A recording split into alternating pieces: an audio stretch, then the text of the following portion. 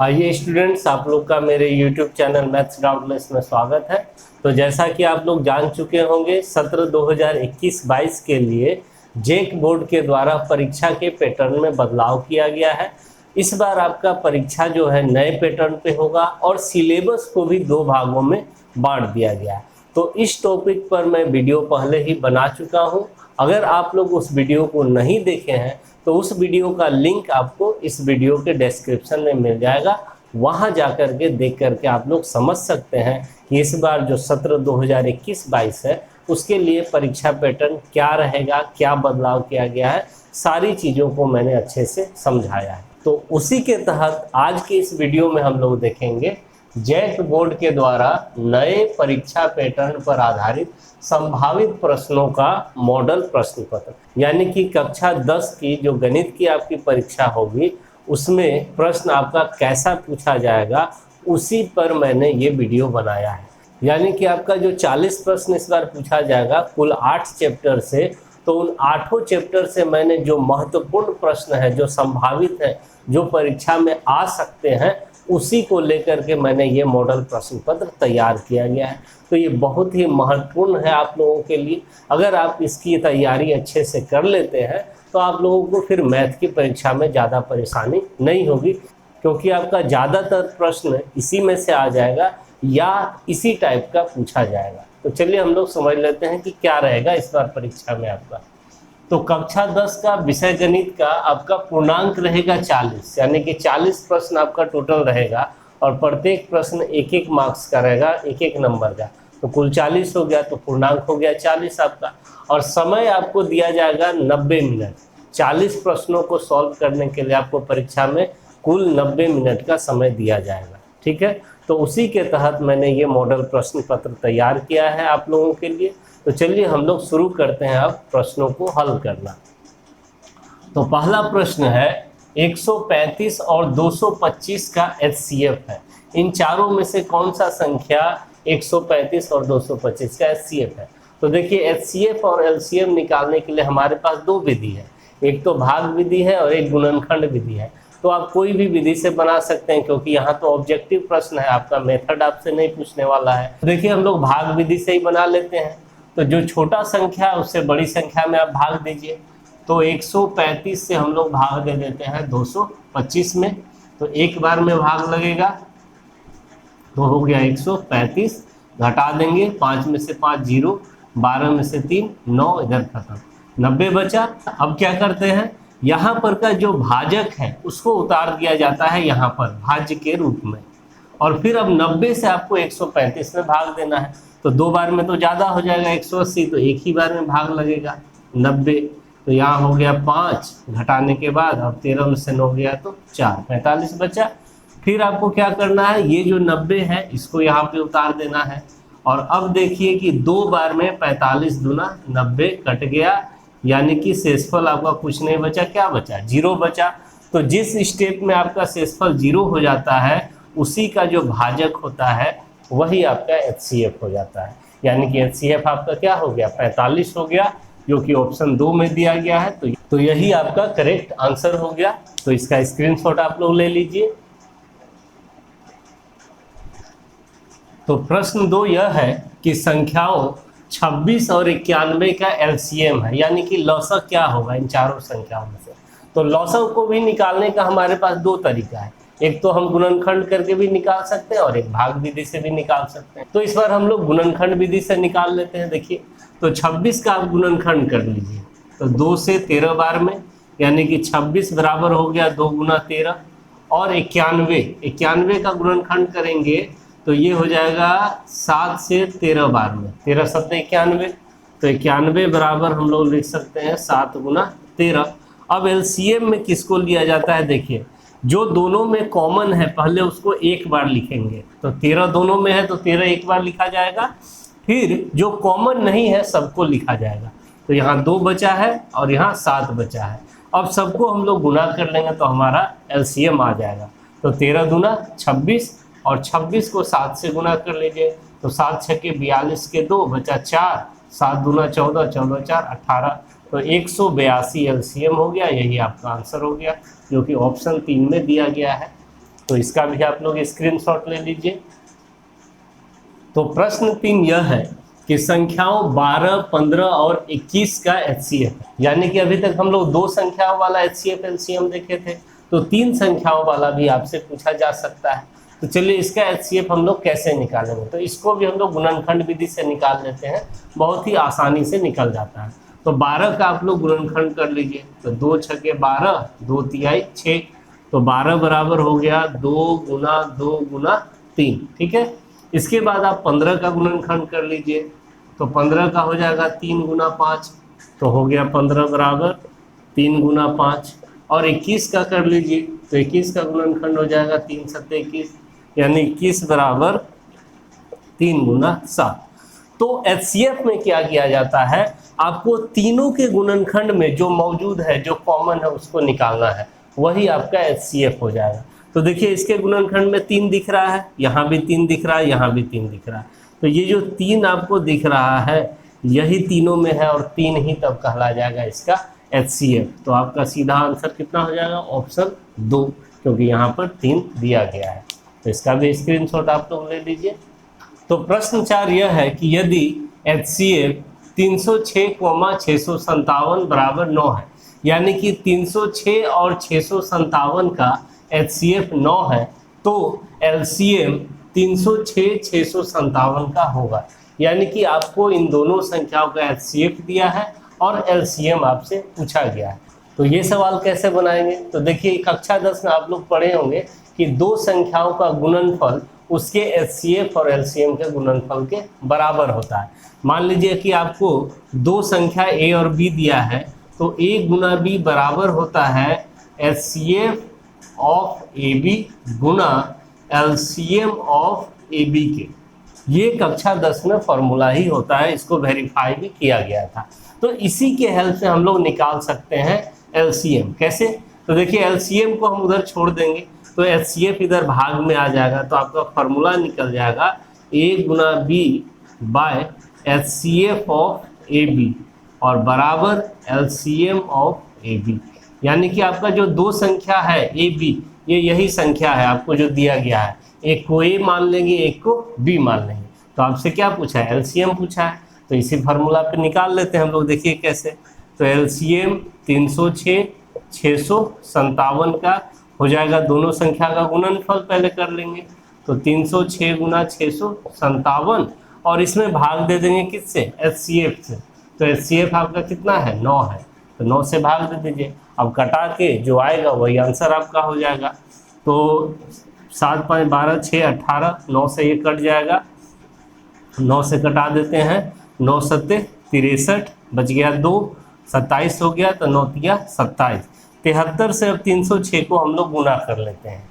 चलिए कर लेते हैं, 306 गुना 73 तो हो जाएगा 6 तिया 18 के 8, बच गया 1, 1 और 3 तिया 9, 6 सत्ते 42 के 2, बच गया 4, तो यहाँ हो जाएगा 4, 7 तिया 21, तो 8, 2, 1, 3, 9, 4, 13 के 3, बच गया 1, 1, 1, 2, 2, 22, 338।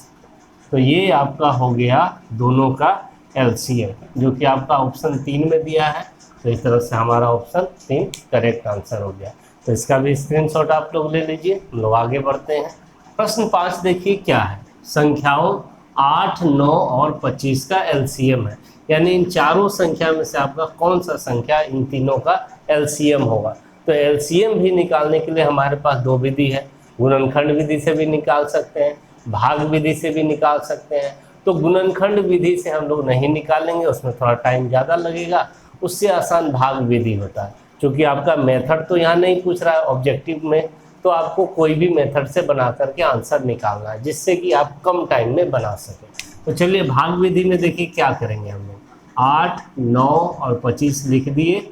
अब आपको एक ऐसा संख्या सोचना है जिससे ये तीनों संख्या विभाजित हो जाए, 8 भी, 9 भी और 25 भी। तो ऐसा कोई भी संख्या नहीं है जिससे कि ये तीनों विभाजित हो जाए, सिर्फ एक से ही तीनों विभाजित होगा और उसके बाद कोई ऐसा संख्या आपके पास नहीं है। तो ऐसे केस में जब आपको कोई संख्या नहीं मिल रहा है जिससे कि तीनों विभाजित है, तो तीनों को गुना कर लीजिए, यही आपका हो जाएगा LCM यानी कि लॉसर। तो एलसीएम के लिए आपको सीधा गुना कर लेना है, 8 गुना 9 गुना 25, तो आपका हो जाएगा 25 अट्ठे 200, 200 गुना 9 तो 9 दूना 18, तो 1800 आपका हो जाएगा एलसीएम, जो कि ऑप्शन 3 में दिया गया है। तो इसका स्क्रीनशॉट ले लीजिए, लोग आगे बढ़ते हैं। तो आइए अब हम लोग प्रश्न 6 को देखते हैं। इस टाइप का फिगर वाला प्रश्न आपका एग्जाम में एक पूछा ही जाएगा, तो चलिए इसको समझ लीजिए अच्छे से। तो किसी बहुपद px के लिए y बराबर px का ग्राफ नीचे आकृति में दिया गया है। px के शून्यकों की संख्या होगी। आपको ये जो है एक बहुपद का ग्राफ दिया गया है, इसको देख करके आपको बताना है कि बहुपद के शून्यकों की संख्या कितनी होगी। तो बहुत ही आसान है ये बताना, आपको सिर्फ देखना है कि ग्राफ जो है x अक्ष को कितने बिंदुओं पर प्रतिच्छेदित कर रहा है, काट रहा है।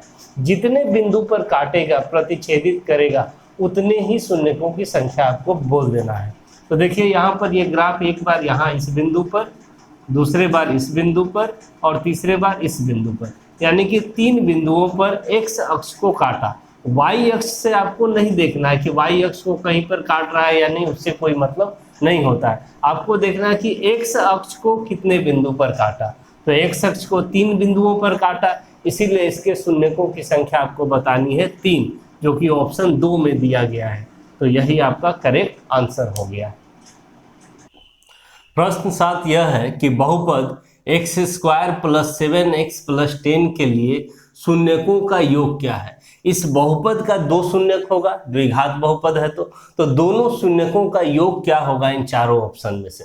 तो शून्यकों को निकाल के फिर जोड़ने में बहुत टाइम लगेगा, तो इसके लिए हमारे पास एक फार्मूला है और उसी ट्रिक से, उसी फार्मूला से हम लोग इस प्रश्न का आंसर 2 सेकेंड में दे सकते हैं। तो देखिए अल्फा और बीटा को शून्य कहा जाता है, तो अल्फा प्लस बीटा ही हो गया शून्यकों का योग, और इसका फॉर्मूला होता है -b/a। तो ये फार्मूला अगर आपको याद है तो आसानी से बन जाएगा।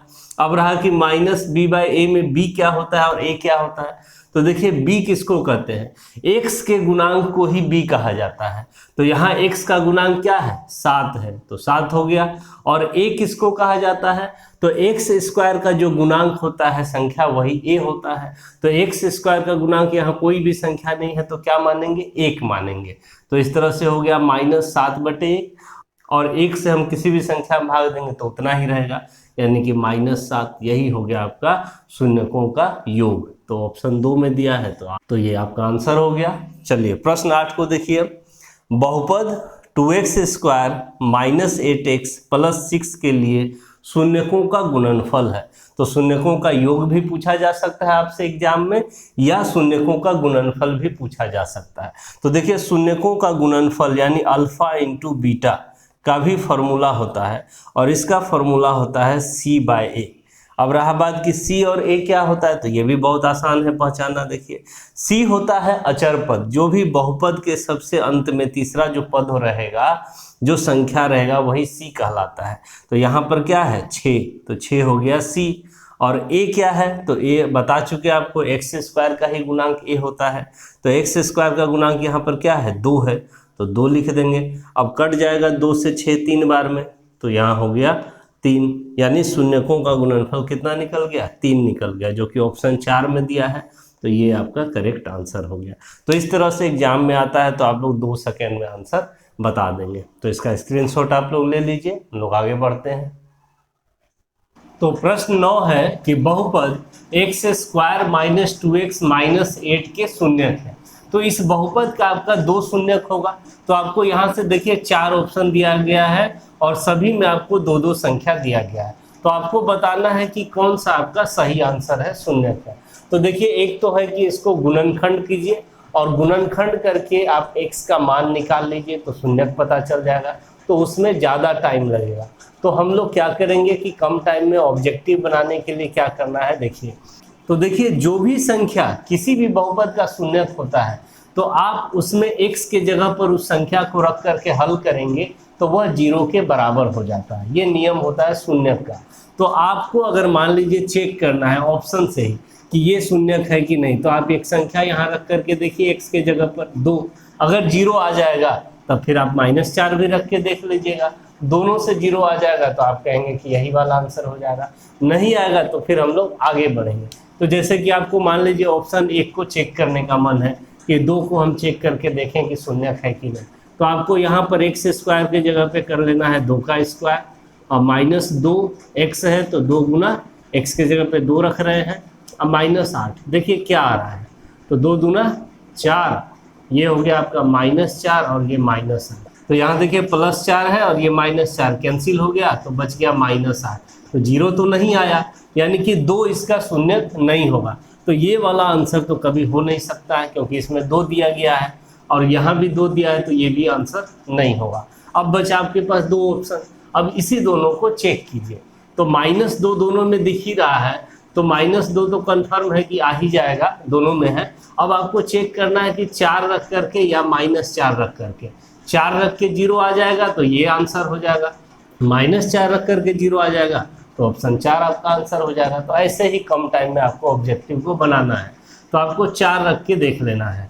तो चलिए 4 को रखते हैं, तो 4 का स्क्वायर -2 गुना 4 और -8, तो 4 चौके 16, यहाँ हो जाएगा माइनस गुना प्लस माइनस, 4 गुना 8 और ये भी माइनस में 8, यानी 16 -8 -16, यानी कि क्या आ गया 0 आ गया, यानी 4 रखने से 0 आ गया और -2 तो दोनों में है तो -2 तो होगा ही, तो यही वाला आपका आंसर हो जाएगा। आप चाहे तो -2 को भी रख के वेरीफाई कर सकते हैं, उससे भी 0 ही आएगा। तो आपको एग्जाम में इसी तरह से कम टाइम में इसी मेथड से बनाना है ऑब्जेक्टिव के प्रश्नों को। तो चलिए इसका भी स्क्रीनशॉट आप लोग ले लीजिए। तो प्रश्न 10 यह है कि एक द्विघात बहुपद के शून्यकों का योग -1/4 और शून्यकों का गुणनफल 1/4 है, तो वह द्विघात बहुपद होगा। तो देखिए शून्यकों का योग और शून्यकों का गुणनफल आपको दिया गया है और आपसे पूछ रहा है कि बहुपद बताइए। तो बहुपद निकालने का फॉर्मूला ही होता है, क्या होता है देखिए, बहुपद बराबर हो जाता है x² माइनस शून्यकों का योग यानी alpha plus beta into x और प्लस अल्फा इंटू बीटा यानी शून्यकों का गुणनफल। तो यहीं पर आप रख दीजिए, आपका आंसर आ जाएगा। तो x² minus alpha plus beta यानी शून्यकों का योग दिया है -1/4 इंटू एक्स और प्लस अल्फा इंटू बीटा यानी शून्यकों का गुणनफल दिया है 1/4। तो इसको हल कर लीजिए, तो x² minus minus plus 1/4x और प्लस 1/4। तो अब क्या करना है देखिए, यहाँ तो बटे में आ गया 1/4 1/4 और इसमें किसी में भी नहीं है, तो ऐसे केस में आपको एलसीएम लेना होता है, लॉसर लेना होता है। तो x² के नीचे कुछ नहीं तो 1 लगा दिए, तो 1 4 और 4 का लॉसर तो 4 ही हो जाएगा, इस तरह से 4 लिख दिए।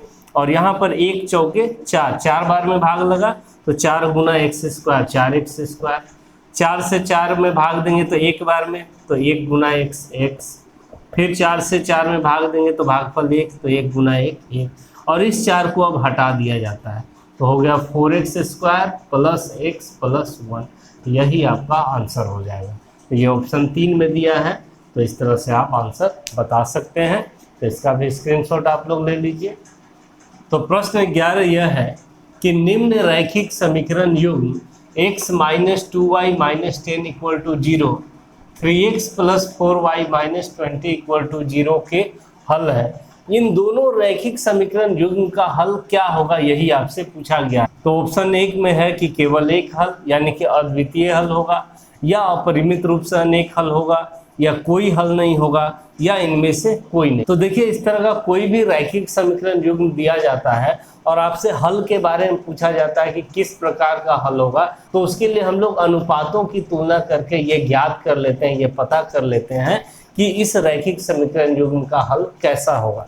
तो क्या होता है अनुपातों की तुलना में, देखिए होता ये है कि a1/a2 अगर b1/b2 के बराबर नहीं हो तो इस केस में हम लोग कहते हैं कि केवल एक हल होगा, केवल एक हल यानी अद्वितीय हल भी कहेंगे।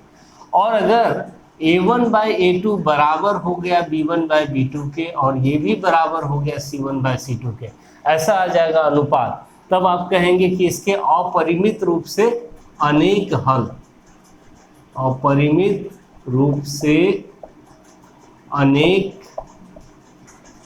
हल और एक कंडीशन है कि a1/a2 बराबर हो जाए b1/b2 के और ये बराबर नहीं हो c1/c2 के। तो ऐसे केस में हम लोग कहते हैं कि रैखिक समीकरण युग्म का कोई हल नहीं होगा, कोई हल नहीं होगा। तो ये आपको याद रखना चाहिए, ये कंडीशन आप लोगों को एग्जाम में इससे एक आध क्वेश्चन पूछा ही जाता है। तो आपको चलिए इसको चेक कीजिए। तो चेक कैसे करेंगे, पहला वाला समीकरण को आपको तुलना करना होता है इससे a1x plus b1y plus c1 बराबर 0 से, और दूसरे समीकरण को तुलना करना होता है a2x प्लस b2y और प्लस c2 बराबर 0 से। तब आपका a1 a2 b1 b2 और c1 c2 का अनुपात निकालना हो। तो अब देखिए पहले वाले समीकरण को अगर इससे हम तुलना करें तो a1 का मान आपका क्या आ जाएगा, x का गुणांक a1 होता है, तो x का गुणांक या कुछ नहीं तो 1 है, तो a1 1 हो गया। अगर b1 पूछा जाए तो y का गुणांक ही b1 होता है, तो यहाँ y का गुणांक क्या है -2, तो b1 हो गया आपका -2। और c1 अभी नहीं निकालेंगे क्योंकि पहले अगर यही आ गया हमारा तो c1 निकालने का जरूरत नहीं पड़ता है। उसी तरह से अब a2 निकालेंगे, तो दूसरे वाले समीकरण में x का जो गुणांक होता है वो a2 होता है, तो यहाँ पर क्या दिख रहा है x का गुणांक 3, तो a2 हो गया आपका 3। और b2 निकाल लीजिए, तो b2 क्या होता है y का गुणांक दूसरे वाले समीकरण में, तो यहाँ पर क्या है 4, तो b2 हो गया। अब आप a1/a2 का मान निकालिए, 1/3 आया, b1/b2 का मान निकालिए जो कि आया -2/4, ये कट गया 2 से 2 बार में, तो ये हो गया -1/2।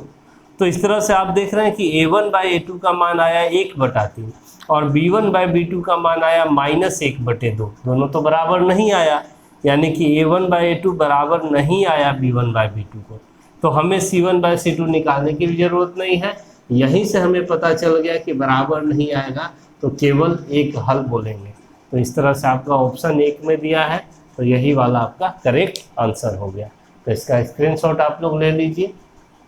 तो प्रश्न 12 देखते हैं हम लोग, निम्न रैखिक समीकरण युग्म 6x - 3y + 10 = 0, 2x - y + 9 = 0 द्वारा निरूपित रेखाएं एक बिंदु पर प्रतिच्छेद करती है, संपाती है, समांतर है, इनमें से कोई नहीं।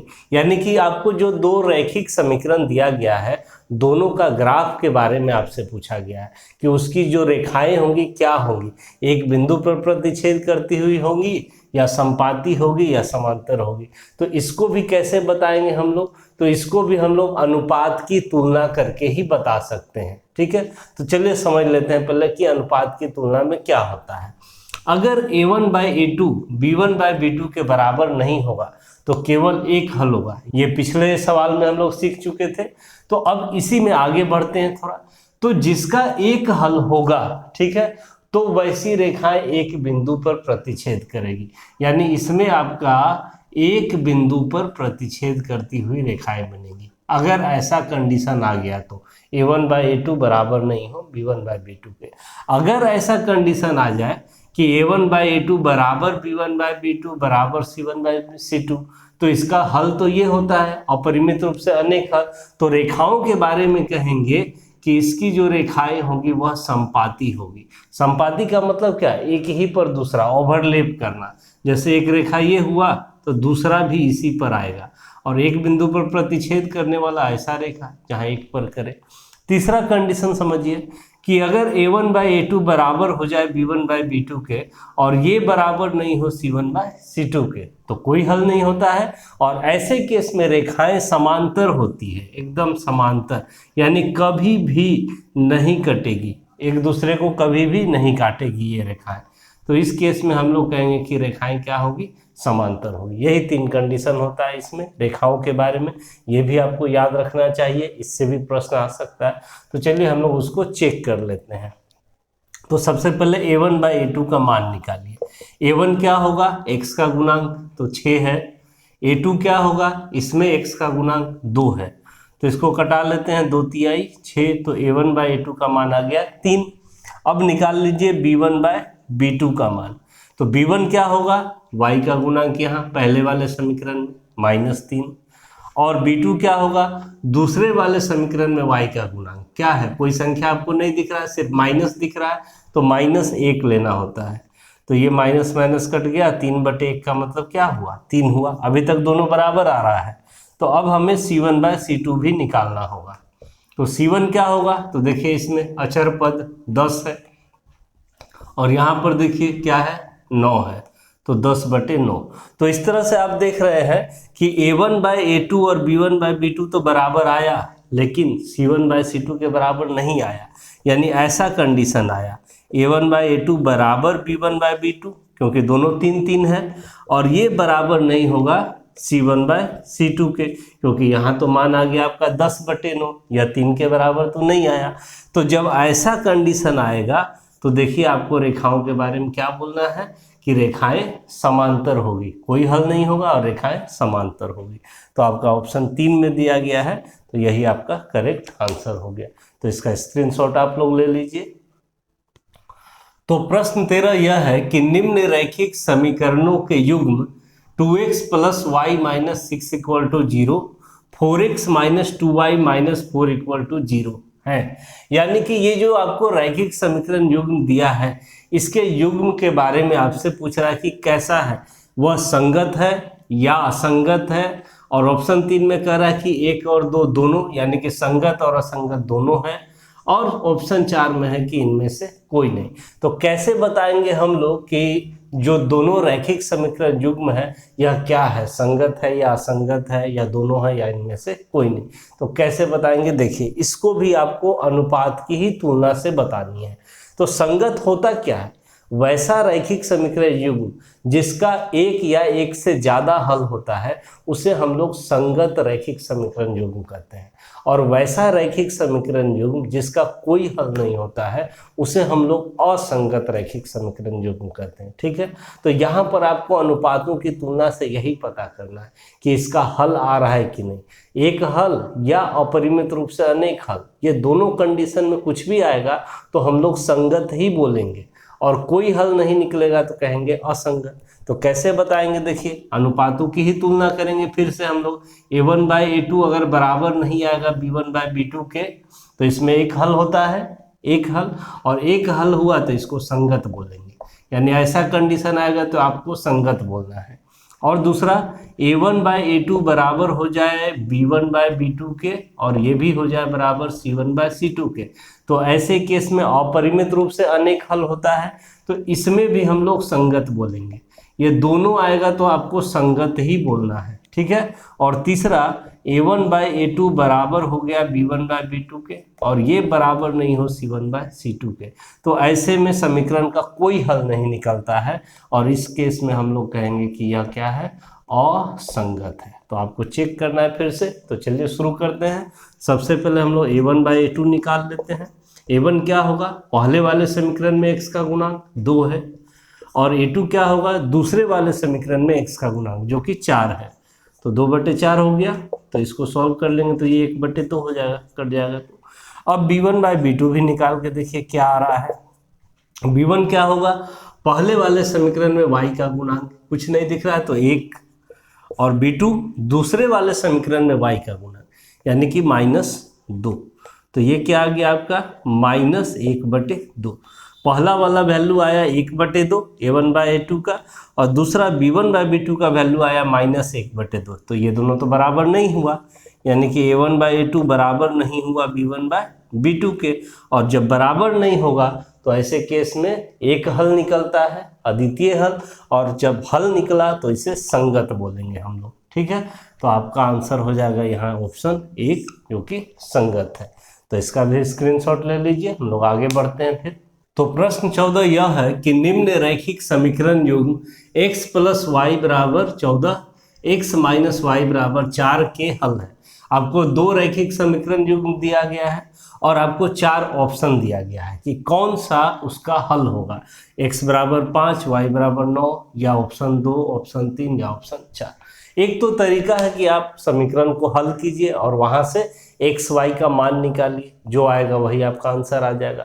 दूसरा तरीका है कि अगर आपका ऑब्जेक्टिव है, ऑप्शन आपको दिया गया है, तो आपको हल भी करने की जरूरत नहीं है। तो कैसे बनाएंगे हम लोग कम टाइम में, देखिए ट्रिक से। तो जो भी आपका आंसर होगा x और y का वैल्यू, वह उस दोनों समीकरण को संतुष्ट करेगा। संतुष्ट करने का मतलब कि अगर आप LHS में x और y के मान को रखते हैं तो वह RHS के बराबर होगा। तो जो भी जोड़ा जो आपको दिख रहा है यहाँ पर x और y का मान, उसको रख के आप चेक कीजिए। ऑप्शन 1 से शुरू कर सकते हैं, 2 से, किसी को भी आपका मन चेक कीजिए।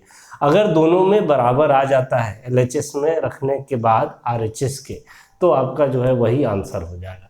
जैसे मान लीजिए आपको नहीं पता है, तो आपको मन है कि ऑप्शन 1 को हम चेक करके देखें कि ये उसका हल है कि नहीं।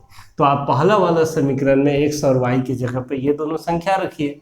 तो x की जगह पर 5 और y की जगह पे 9 और बराबर उधर क्या है 14। तो 9 5 14, 14 14 के बराबर आ गया। तो एक समीकरण को सेटिस्फाई ये कर गया। अब दूसरे को भी अब कराइए। तो दूसरा में है x माइनस वाई बराबर 4। तो x की जगह पे आपको 5 रखना है और माइनस y की जगह पे 9 रखना है और उधर है बराबर 4। तो इसको देखिए 5 माइनस 9 कितना आया -4 और ये है बराबर 4। तो -4 4 के बराबर कभी भी नहीं होगा, दोनों तो अलग अलग आ गया, इसीलिए ये वाला आपका कभी भी आंसर नहीं हो सकता है। तो इसी तरह से कम टाइम में आप बारी बारी से चेक कर सकते हैं। जैसे इसको चेक करना है तो x की जगह पे 9 रखेंगे, फिर प्लस y की जगह पे -5 रखेंगे, अब बराबर 14 है। तो देखिए प्लस माइनस माइनस हो जाएगा और 9 माइनस 5 4, तो 4 बराबर 14, ये भी बराबर नहीं आया, तो ये भी हल नहीं होगा। तीसरे को अगर चेक करते हैं, देखिए तो x की जगह पे आपको 9 रखना है और y की जगह पे 5 और बराबर इधर है 14। तो 9 + 5 14, 14 14 के बराबर आ गया, यानी कि यह पहले वाले समीकरण को संतुष्ट किया। अब दूसरे को भी अगर कर लेगा तो यही आपका आंसर हो जाएगा, हम इसको चेक भी नहीं करेंगे। तो x के जगह पे अब रखिए फिर से 9, फिर माइनस y की जगह पे रखिए 5 और देखिए बराबर 4 के आता है कि नहीं। तो 9 - 5 4 बराबर आ गया 4 के। यह दोनों समीकरण को संतुष्ट किया, ये दोनों वैल्यू, तो यही आपका आंसर हो गया, उसको चेक भी करने की जरूरत नहीं है। तो इस तरह से आप लोग एग्जाम में कम टाइम में ऑब्जेक्टिव को बना सकते हैं। तो इसका स्क्रीनशॉट आप लोग ले लीजिए, हम लोग आगे बढ़ते हैं फिर। तो प्रश्न 15 यह है कि के किस मान के लिए निम्न रैखिक समीकरण युग्म का एक अद्वितीय हल है। तो आपको देखिए यहाँ पर 2 रैखिक समीकरण दिया गया है, तो आपसे पूछा गया है कि यहाँ पर के किस मान के लिए इन दोनों रैखिक समीकरण युग्म का एक अद्वितीय हल होगा। तो कैसे निकालेंगे, तो देखिए हम लोग जानते हैं कि किसी भी रैखिक समीकरण युग्म का जब अद्वितीय हल होता है तो उसके लिए अनुपातों की तुलना में एक टेस्ट है। क्या होता है कि जब a1/a2 बराबर नहीं होता है b1/b2 के, a1/a2 बराबर नहीं हो b1/b2 के, तो इस केस में हम लोग कहते हैं कि रैखिक समीकरण युग्म का एक हल है, यानी कि अद्वितीय। इसी को लेकर के आपको चलना है, क्योंकि आपसे यही तो पूछा गया है कि निम्न रैखिक समीकरण युग्म का एक अद्वितीय हल है। तो अद्वितीय हल होने के लिए के का मान क्या होगा, तो देखिए कैसे निकालेंगे हम लोग। तो a1/a2 बराबर नहीं है b1/b2 के, अद्वितीय हल होने के लिए यही कंडीशन होता है। तो अब हमें a1 का मान यहाँ पर लेना है। तो पहले वाले समीकरण में जो x का गुणांक है वही a1 होता है, यानी 4, और a2 दूसरे वाले समीकरण में x का गुणांक जो कि 2 है, और ये बराबर नहीं होगा b1/b2 के। तो b1 क्या होगा, y का गुणांक देखिए पहले वाले समीकरण में k है, और b2 क्या होगा, तो b2 होगा दूसरे वाले समीकरण में y का गुणांक जो कि 2 है। अब इसको सॉल्व कर लीजिए। तो जैसे करते हैं क्रॉस मल्टीप्लाई उसी तरह से करेंगे, 2 × k 2k, और यहाँ बराबर नहीं है तो बराबर नहीं का चिन्ह देंगे, 4 × 2 8, और यहाँ से k बराबर नहीं 8/2, क्योंकि 2 गुना में इधर गया तो भाग में, और 2 चौके 8। तो इस तरह से आपको मिला कि k ≠ 4, यानी k 4 के बराबर नहीं है। यानी कि अगर k 4 नहीं ले, 4 के अलावा कुछ भी लेंगे, तो हम लोगों को इस दोनों समीकरण का अद्वितीय हल मिलेगा। यहाँ 4 के अलावा आप कोई भी संख्या रखेंगे तो आपको अद्वितीय हल मिलेगा, 4 रखेंगे तो नहीं मिलेगा। तो यही वाला आपका आंसर हो जाएगा, k ≠ 4, जो कि ऑप्शन 2 में दिया गया है। तो इसका स्क्रीनशॉट आप लोग ले लीजिए, हम लोग आगे बढ़ते हैं फिर। तो आइए अब हम लोग प्रश्न 16 देखते हैं। निम्न में कौन द्विघात समीकरण है? तो देखिए आपको 4 ऑप्शन दिया गया है, चारों में समीकरण दिया गया है, तो आपको चेक करके बताना है कि कौन सा द्विघात समीकरण है। तो द्विघात समीकरण क्या होता है? जनरली हम लोग जानते हैं कि ax square plus bx plus c बराबर 0 के रूप का समीकरण को हम लोग द्विघात समीकरण कहते हैं। तो ऐसे केस में जब आपको चेक करना है तो बारी बारी से अगर सबको सॉल्व करेंगे तो बहुत टाइम लगेगा। तो ऐसे में क्या करेंगे हम लोग, ट्रिक क्या अपनाएंगे? देखिए इसके लिए ट्रिक आपको बताते हैं। आपको सिर्फ x का स्क्वायर वाला टर्म पे ध्यान देना है कि अगर x का स्क्वायर बचता है तब आप कह देंगे सीधा कि वह द्विघात समीकरण है, और नहीं बचेगा तो कहिएगा कि नहीं है। ठीक है, तो कैसे पता करेंगे कम टाइम में? देखिए आपको पहला पद ही सिर्फ देखना है। जैसे इसको इससे गुना करेंगे, सॉल्व करेंगे तो बहुत सारा पद आएगा, 4 पद आएगा। आपको पहला पद लेना है टर्म, x गुना x क्या आएगा? X square. और भी 2-3 पद आएगा, उससे हमको मतलब नहीं है अभी। फिर इधर देखिए x गुना x का स्क्वायर यहाँ भी आ गया। तो x का स्क्वायर और x का स्क्वायर दोनों तरफ धनात्मक चिन्ह में है, तो ये तो कट जाएगा, और जब कट जाएगा तो x का स्क्वायर ही यहाँ से हट गया। बाकी जितना टर्म आएगा सब में x आएगा या फिर संख्या आएगा, तब यह द्विघात समीकरण नहीं रहा, तो ऑप्शन 1 आपका नहीं होगा। उसी तरह से देखिए ऑप्शन 2 को कैसे चेक करेंगे शॉर्ट में हम लोग। पहला पद को गुना कीजिए, x गुना 2x, तो 2x स्क्वायर हो जाएगा इधर, और इधर कर लीजिए x गुना x का स्क्वायर। तो देखिए इधर आ गया 2x स्क्वायर और इधर क्या आ गया x स्क्वायर, तो ये दोनों तो कटेगा नहीं, इसमें ये घट जाएगा आकर के 2x स्क्वायर में, ये x स्क्वायर इधर प्लस में है, इधर आके घट जाएगा। तो 2x स्क्वायर में x स्क्वायर घट गया, तो बचा क्या? फाइनली बचा तो x स्क्वायर। तो जब x स्क्वायर बच गया तो यही द्विघात समीकरण हो जाएगा। बाद में कोई भी पद जितना भी आपका आएगा हल करके, उसमें x का स्क्वायर अब नहीं आने वाला है, x आएगा या कोई संख्या, तो हम इसी से चेक कर लेंगे, यही वाला आपका आंसर हो जाएगा। अगर आपको मन है कि ये सब भी चेक करके देखें, देख लीजिए कैसे। देखिए यहाँ पर x स्क्वायर तो है ही, और इसको जब हल करेंगे a माइनस बी के होल स्क्वायर से, सबसे पहले a स्क्वायर होता है, तो a की जगह पर x है तो x का स्क्वायर, दोनों तरफ x स्क्वायर और दोनों का चिन्ह धनात्मक है, तो यहाँ भी कट जाएगा, स्क्वायर खत्म होगा, तो ये भी द्विघात समीकरण नहीं होगा। तो अब आइए ऑप्शन 4 पे। जैसे देखिए कि यहाँ पर भी आपको देखना है कि x स्क्वायर बच रहा है कि नहीं, या x क्यूब बच जाएगा तो भी आपका द्विघात समीकरण नहीं होगा। तो यहाँ a प्लस बी का होल क्यूब है, तो फार्मूला होता है a cube plus B cube plus 3ab into a plus B. तो सबसे पहले a क्यूब होता है तो x का क्यूब होगा इधर। अब क्यूब वाला आप देख लीजिए इसमें बच रहा है कि नहीं, और इधर देख लीजिए 2x into x square 2x cube. तो यहाँ से ये x क्यूब जाके मान लीजिए इधर घट जाएगा, तो आपका इधर हो जाएगा 2x क्यूब में माइनस एक्स क्यूब, इधर जो भी रहेगा इधर जो भी बचेगा। तो यहाँ पर फाइनली 2x क्यूब में जब x क्यूब घटेगा तो एक x क्यूब बच गया, और जब एक x क्यूब बच गया तब तो यह द्विघात समीकरण रहा ही नहीं, क्योंकि जब स्क्वायर सिर्फ रहना चाहिए x square plus b x plus c, तब द्विघात समीकरण होता है। तो इसीलिए यह भी द्विघात समीकरण नहीं होगा। तो इस तरह से आप लोग कम टाइम में ट्रिक से पहला वाला ही पद सिर्फ लेकर के चेक कर सकते हैं कौन सा द्विघात समीकरण होगा और कौन सा नहीं होगा। तो चलिए इसका भी स्क्रीनशॉट आप लोग ले लीजिए। तो आइए अब हम लोग प्रश्न 17 देखते हैं। प्रश्न 17 यह है कि द्विघात समीकरण 2x square plus x minus 6 equal to 0 के मूल है, यानी कि इस द्विघात समीकरण का मूल कौन सा होगा ये आपको बताना है। तो मूल होता क्या है, जब हम इस समीकरण को हल करके x का मान निकालेंगे तो हमें x का 2 मान प्राप्त होगा, वही दोनों इस समीकरण का मूल कहलाता है। तो एक तो तरीका है कि इसको गुणनखंड विधि से हल कीजिए और x का मान निकालिए, तब आपका आंसर पता चल जाएगा। तो उसमें थोड़ा ज़्यादा टाइम लगेगा, और उससे कम टाइम में हम लोग कैसे बनाएंगे देखिए। तो जो भी मूल होता है किसी भी द्विघात समीकरण का, वह इस समीकरण को संतुष्ट करेगा। संतुष्ट करने का मतलब x के जगह पे हम उस संख्या को रखेंगे और हल करेंगे तो वह RHS में जो 0 है उसके बराबर आ जाएगा। यही होता है संतुष्ट करने का मतलब। तो आप ऑप्शन से भी चेक कर सकते हैं। जैसे मान लीजिए हम पहला ऑप्शन को चेक करेंगे कि यह इसका है कि नहीं मूल, तो इसके लिए आपको -2 को भी रख के एक बार चेक करना होगा 0 आता है कि नहीं, और फिर 3/2 को भी रख करके चेक करना होगा। अगर दोनों से आ जाएगा तो यही आपका आंसर हो जाएगा।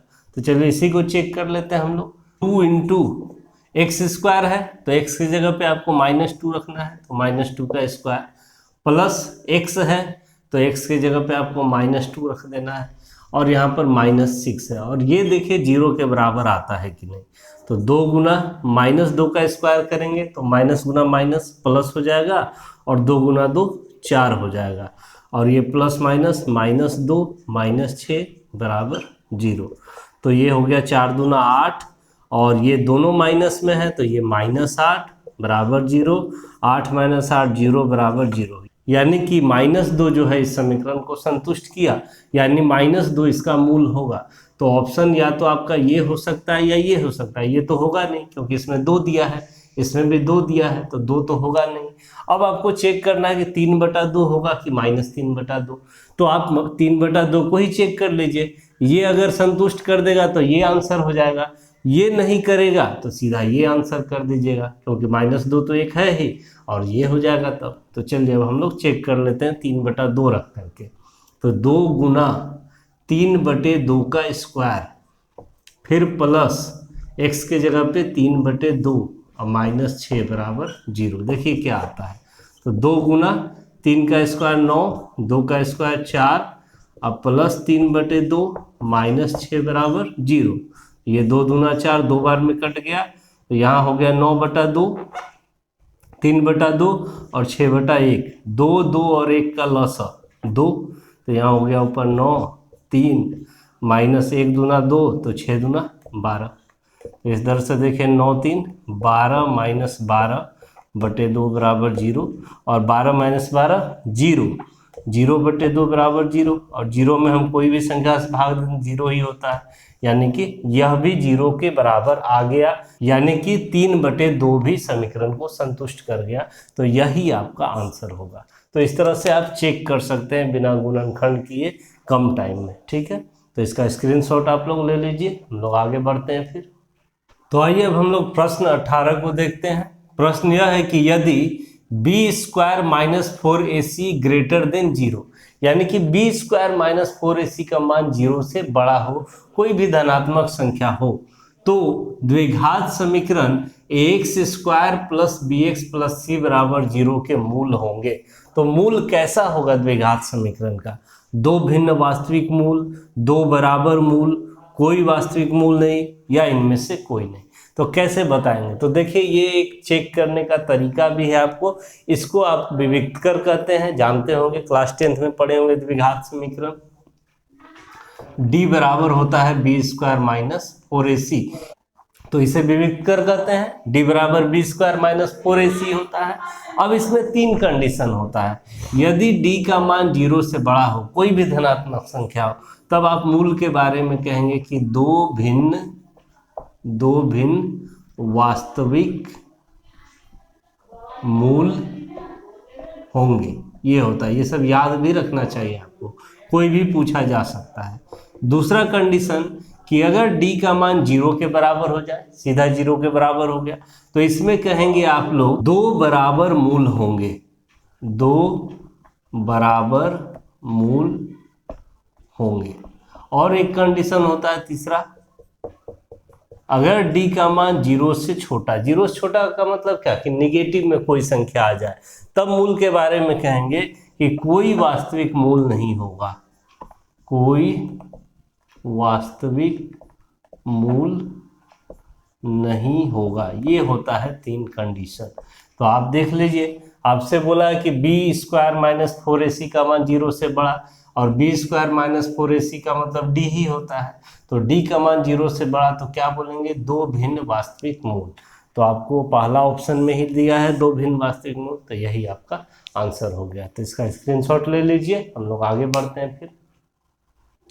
तो प्रश्न 19 यह है कि एक द्विघात समीकरण ax² + bx + c = 0 के 2 बराबर मूल होंगे यदि, आपको 4 ऑप्शन दिया गया है कि यदि d का मान 0 से बड़ा, d का मान 0 के बराबर, d का मान 0 से छोटा, और इनमें से कोई नहीं।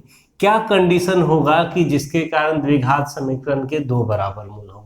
तो यही वाला कंडीशन आपको याद रखना है, पिछले सवाल वाला ही, और उसी को देख करके आप बता सकते हैं। तो देखिए यहाँ पर कंडीशन है कि अगर d का मान 0 होता है तो दो बराबर मूल होता है द्विघात समीकरण का।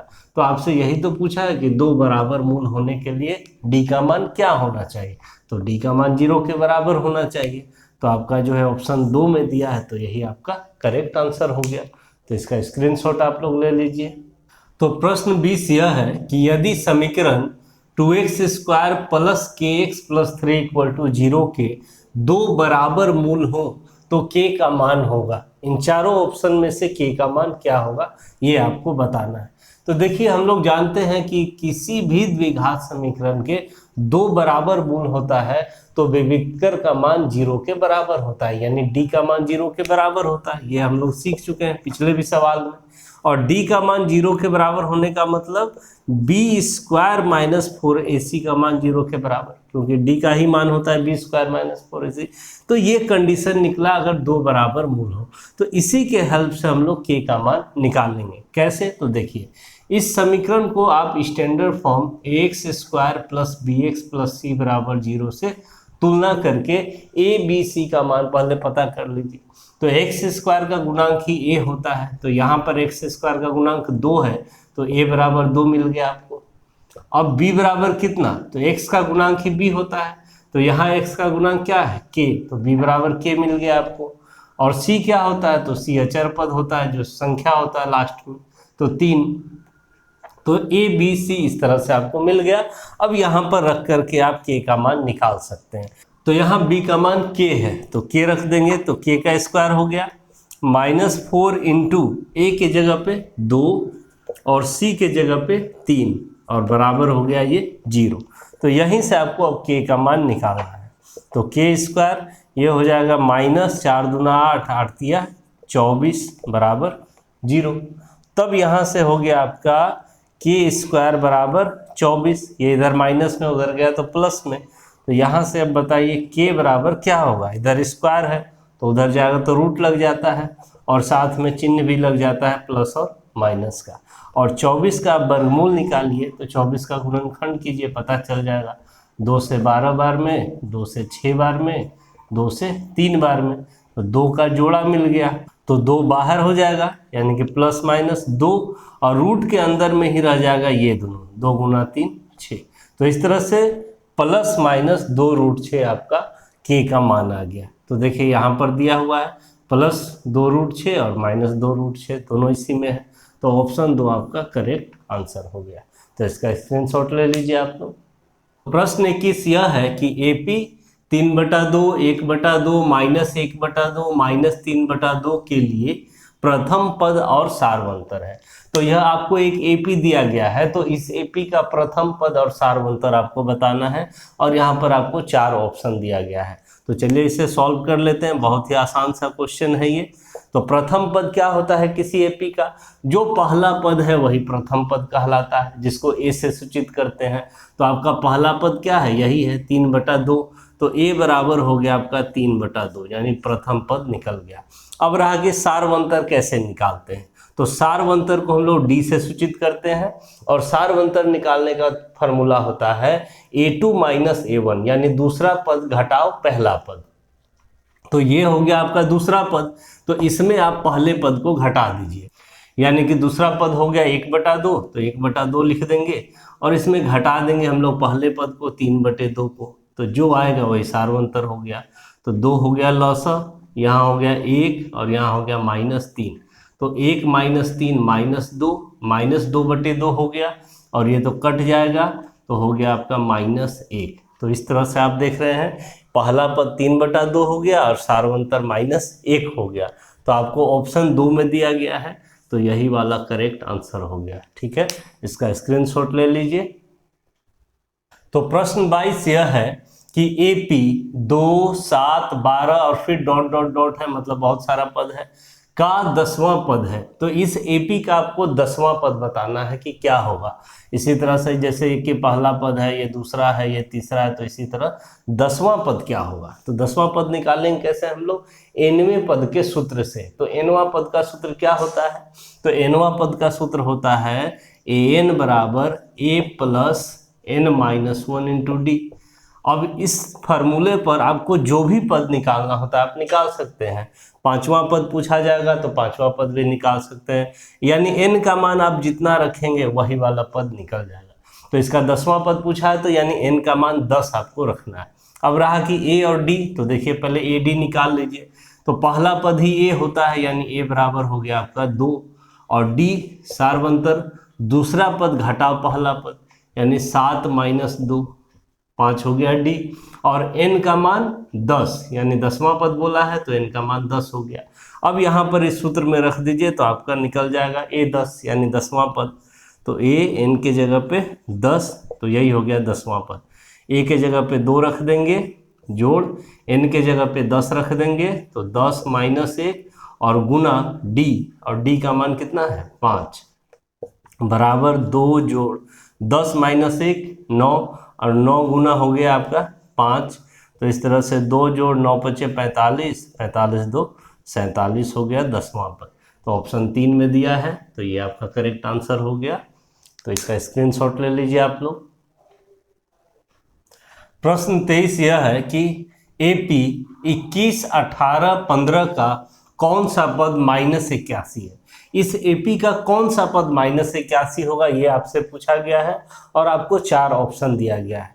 तो देखिए जब भी आपसे पूछा जाए कि कौन सा पद -81 है, इसका मतलब आपको पदों की संख्या निकालनी है, यानी कि n का मान आपको निकालना है। n का मान निकाल देंगे वही आपका आंसर हो जाएगा।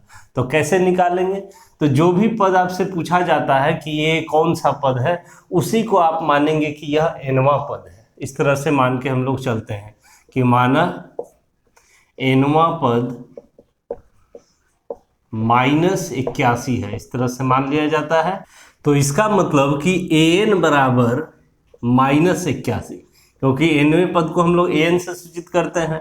अब an का फॉर्मूला यहाँ पर लगा देंगे हम लोग। an का फॉर्मूला होता है a plus n-1 into D, और इतना बराबर तब हो गया आपका -81। ठीक है, तो इसी को सॉल्व करके आपको यहाँ से n का मान निकालना है। तो देखिए a का मान आप रखिए यहाँ पर। सबसे पहले a क्या है आपका, जो AP का पहला पद होता है वही a होता है, प्रथम पद, यानी 21 है। तो a की जगह पे 21 लिख देंगे हम लोग, प्लस n-1। अब d क्या है, तो d कैसे निकलता है, सार्वंतर, दूसरा पद घटाओ पहला पद, d निकल जाता है इस तरह से। देखिए तो d बराबर हो जाएगा 18 माइनस 21, यानी कि बराबर -3, यही d हो जाएगा। तो -3 यहाँ पर रख देंगे और बराबर -81। तो अब हम लोग सॉल्व कर लेंगे। ये 21 इधर प्लस में है, दाहिने तरफ भेज देंगे, ट्रांसपोज कर देंगे, माइनस में चला जाएगा। तो n-1 इंटू -3 इक्वल टू -81, और हो जाएगा इधर -21। ये प्लस में था, इधर गया तो माइनस में। तो n-1 और यहाँ -3 इंटू बराबर, दोनों माइनस में है, दोनों जुड़ जाएगा। तो 1 1 2 8 2 10, यानी -102 हो गया। ये -3 इधर गुना में है, उधर भेज देंगे तो भाग में चला जाएगा। तो देखिए क्या मिल रहा है हमें, तो n-1 बराबर हो जाएगा -102, और यहाँ पर भाग में चला जाएगा ये -3। तो यहाँ पे आ गया -3, माइनस माइनस कट गया, 3 से इसको कटा देते हैं, 3 तिहाई 9, बच गया 1, 3 चौके 12, यानी कि n-1 बराबर आया आपका कितना, 34। तो n बराबर कितना, ये इधर माइनस में 1 है, उधर गया तो प्लस में, तो 34 प्लस 1 यानी कि 35, यानी कि 35वां पद है -81 इस एपी का। तो ऑप्शन 3 में दिया था, तो यही आपका आंसर हो गया। इसका स्क्रीनशॉट ले लीजिए। अब हम लोग आगे बढ़ते हैं। तो प्रश्न 24 यह है कि एपी 8 3 -2 के प्रथम 22 पदों का योग है। तो इस एपी का प्रथम 22 पद मतलब शुरू से लेकर के 22 पदों का योग क्या है, आपको यहाँ पर 4 ऑप्शन दिया गया है। तो एपी के पदों का योग निकालने का एक फार्मूला होता है, हम लोग जानते हैं, SN बराबर तो वही फार्मूला का हम लोग यूज करेंगे, तो हम लोग कितने भी पदों का योग निकाल सकते हैं।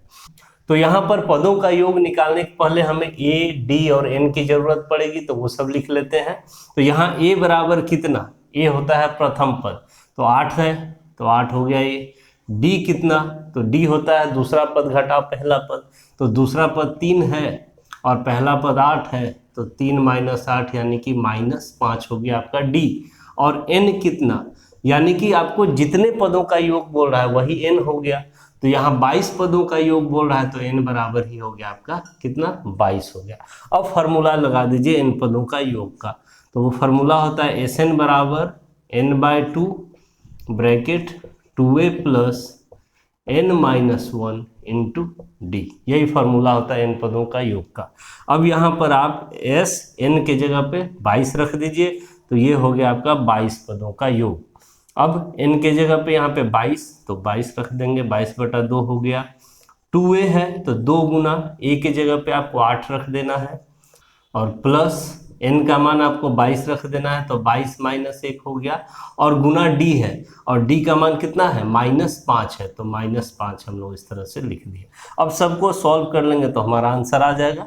तो 2 से 11 बार में कट गया, तो यहाँ हो गया बाहर में 11, और अंदर में देखिए 2 गुना 8 16, और प्लस 22 - 1 21, तो हो गया आपका 21 गुना -5। अब इसको हल कर लेते हैं, 11 हो गया ये, और यहाँ पर हो गया 16, और 21 गुना -5 करेंगे तो -105 हो जाएगा।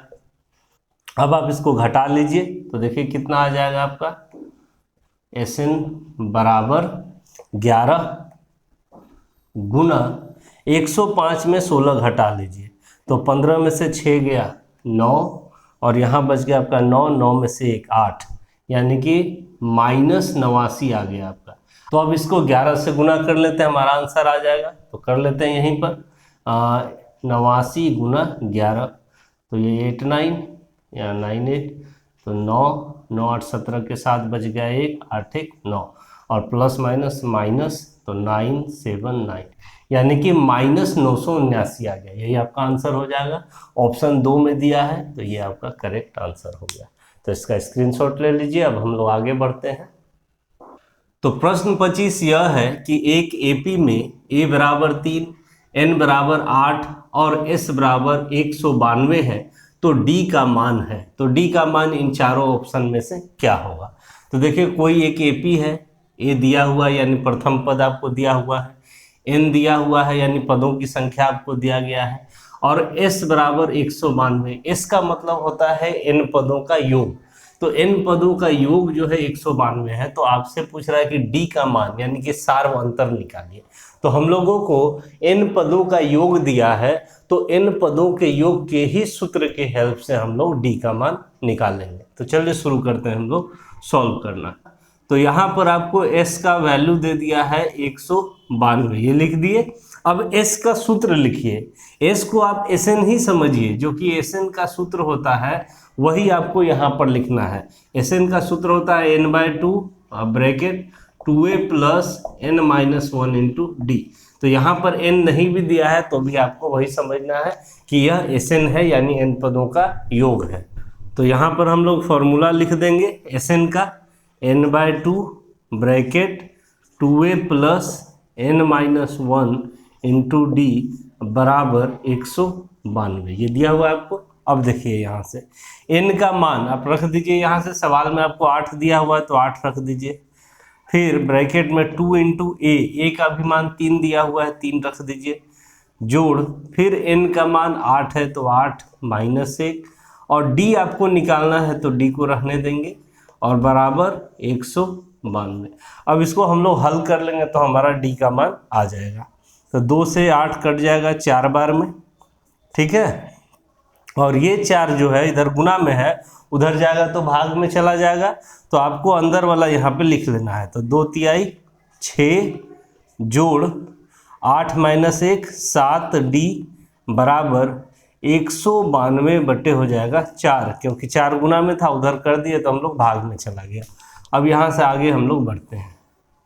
तो इम्प्लाइज दैट, देखिए 6 + 7d को अभी रहने देंगे और इधर बराबर 4 से कटा दीजिए, तो 4 चौके 16, बच गया 3, 3 2 मिलके हो गया 32, तो 4 8 32, यानी कि 48 हो गया इधर। तो अब यहाँ से आपको d का मान निकालना है, 7d को रहने दीजिए, 48 में ये 6 इधर आएगा तो माइनस हो जाएगा, यानी कि 7d 7d बराबर 8 में से 6 गया 2 और 4 42, तो d बराबर हो गया 42/7, क्योंकि 7 गुना में था, इधर आया तो भाग में, तो 7 से 42 कट गया 6 बार में, तो इस तरह से d का मान आपका कितना आ गया, 6 आ गया। तो आपको ऑप्शन 3 में दिया है, तो यही आपका करेक्ट आंसर हो गया। इसका स्क्रीनशॉट ले लीजिए आप लोग। अब आगे बढ़ते हैं हम लोग।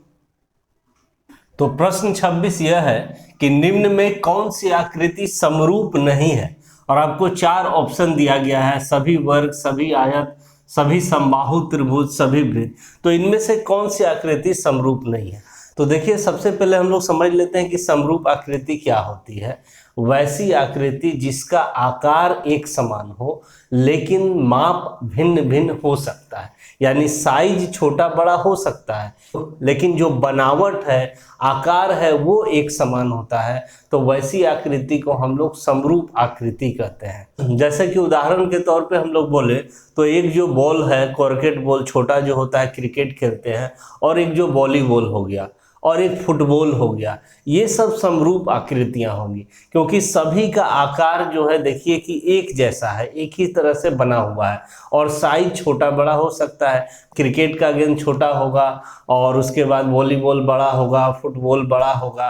तो इस तरह का जितना भी आकृति होगा आपस में क्या कहलाएगा, समरूप। तो यहाँ पर देखिए आपको 4 ऑप्शन दिया है, तो कैसे पहचानेंगे कौन सा आकृति समरूप है और कौन सा नहीं है? तो चलिए समझते हैं। तो सभी वर्ग समरूप होते हैं। क्यों? क्योंकि जितना भी वर्ग है, देखिए बड़ा हो या छोटा, सभी का आकार एक समान होता है, चारों भुजाएं बराबर होती है और सभी कोण का मान भी बराबर होता है। आप चाहे छोटा वर्ग बनाइए चाहे बहुत बड़ा वर्ग बनाइए, तो सबका आकार समान होता है, शेप अलग अलग, साइज छोटा बड़ा हो सकता है। तो जितना भी वर्ग है, सभी वर्ग जो है समरूप होते हैं। आपसे पूछा है कि नहीं, चलते हैं दूसरे वाले में। सभी आयत, तो देखिए यही वाला जो चित्र है यह समरूप नहीं होता है। दुनिया में जितना भी आयत है सब समरूप नहीं होगा। क्यों नहीं होगा? देखिए, दिखाते हैं, फिगर से भी समझिए। जैसे यह एक आयत हो गया, ठीक है, और चलते हैं अब हम इस तरह का एक आयत पे, ये भी एक आयत है। तो अब देखिए कि दोनों का आकार जो है क्या एक समान दिख रहा है आपको? नहीं दिख रहा होगा। यहाँ ज़्यादा चौड़ाई दिख रहा है, यहाँ पर कम चौड़ाई दिखने लगा, जबकि वर्ग में आपको एक समान चौड़ाई लंबाई सब दिख रहा है। इसीलिए यह जो है आयत, यह समरूप नहीं होगा। इसका एक और भी नियम है समरूप है कि नहीं चेक करने का, गणितीय विधि, कि सभी कोण बराबर होना चाहिए और सभी भुजाओं का अनुपात भी बराबर होना चाहिए। तो यहाँ पर अगर हम चारों भुजाओं का अनुपात निकालेंगे तो यह बराबर नहीं आएगा। तो यही वाला आपका आंसर हो जाएगा, सभी आयत समरूप नहीं होता है। थोड़ा सा इस दोनों पे भी चर्चा कर लेते हैं। सभी समबाहु त्रिभुज, ये भी समरूप होता है। देखिए, आप कोई भी समबाहु त्रिभुज बनाएंगे तो उसका तीनों भुजा क्या रहेगा? बराबर रहेगा। आप बड़ा बनाइए या छोटा बनाइए, सभी का जो है तीनों भुजा बराबर रहेगा, और तीनों का कोण भी बराबर होता है। यहाँ तीनों कोण 60 डिग्री बनता है। समबाहु त्रिभुज कोई भी आप बनाइए तो तीनों कोण 60 डिग्री बनेगा। और देखिए आकार जो है सबका एक समान है, साइज छोटा बड़ा हो सकता है। तो जितना भी समबाहु त्रिभुज है सभी समरूप होते हैं। आते हैं वृत्त पर। तो सारा वृत्त, जितना भी वृत्त है, चाहे आप छोटा बनाइए चाहे बड़ा बनाइए, सभी आपस में समरूप ही होते हैं, क्योंकि सभी का आकार एक समान होता है। देखिए, एक छोटा वृत्त बना लिए, एक बड़ा वृत्त बना लिए, इससे भी छोटा बना सकते हैं। तो ये सब का आकार आपको दिख रहा होगा कि एक ही समान है। सभी का नियम है कि केंद्र से बराबर दूरी पे ये परिधि होता है। आप जो है इधर जाइएगा तो सभी दूरी क्या होगा? बराबर होगा। इसमें भी सारा दूरी क्या होगा? बराबर होता है। इसमें भी सभी दूरी क्या होगा? बराबर होता है। तो ऐसे फिगर को जिसका आकार एक समान होता है, साइज छोटा बड़ा हो सकता है, उसे हम लोग क्या कहते हैं? समरूप कहते हैं। तो सिर्फ आयत ही है जो समरूप नहीं है, बाकी तीनों समरूप है। तो ये आपको याद भी रखना है, एग्जाम में आपसे कोई भी पूछा जा सकता है, तो आपको ये ध्यान रखना चाहिए। तो इसका स्क्रीनशॉट ले लीजिए आप लोग। प्रश्न 27 यह है कि निम्न में कौन त्रिभुजों की समरूपता की कसौटी नहीं है। तो दो त्रिभुजों को समरूप दिखाने के लिए हमारे पास कुछ नियम है, उसे ही हम लोग त्रिभुजों की समरूपता की कसौटी कहते हैं।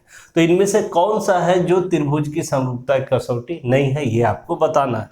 तो बस आपको याद रख लेना है कि त्रिभुजों की समरूपता की कसौटी कौन कौन सी होती है। तो 4 कसौटियां होती है, वो चारों आपको याद रख लेना चाहिए।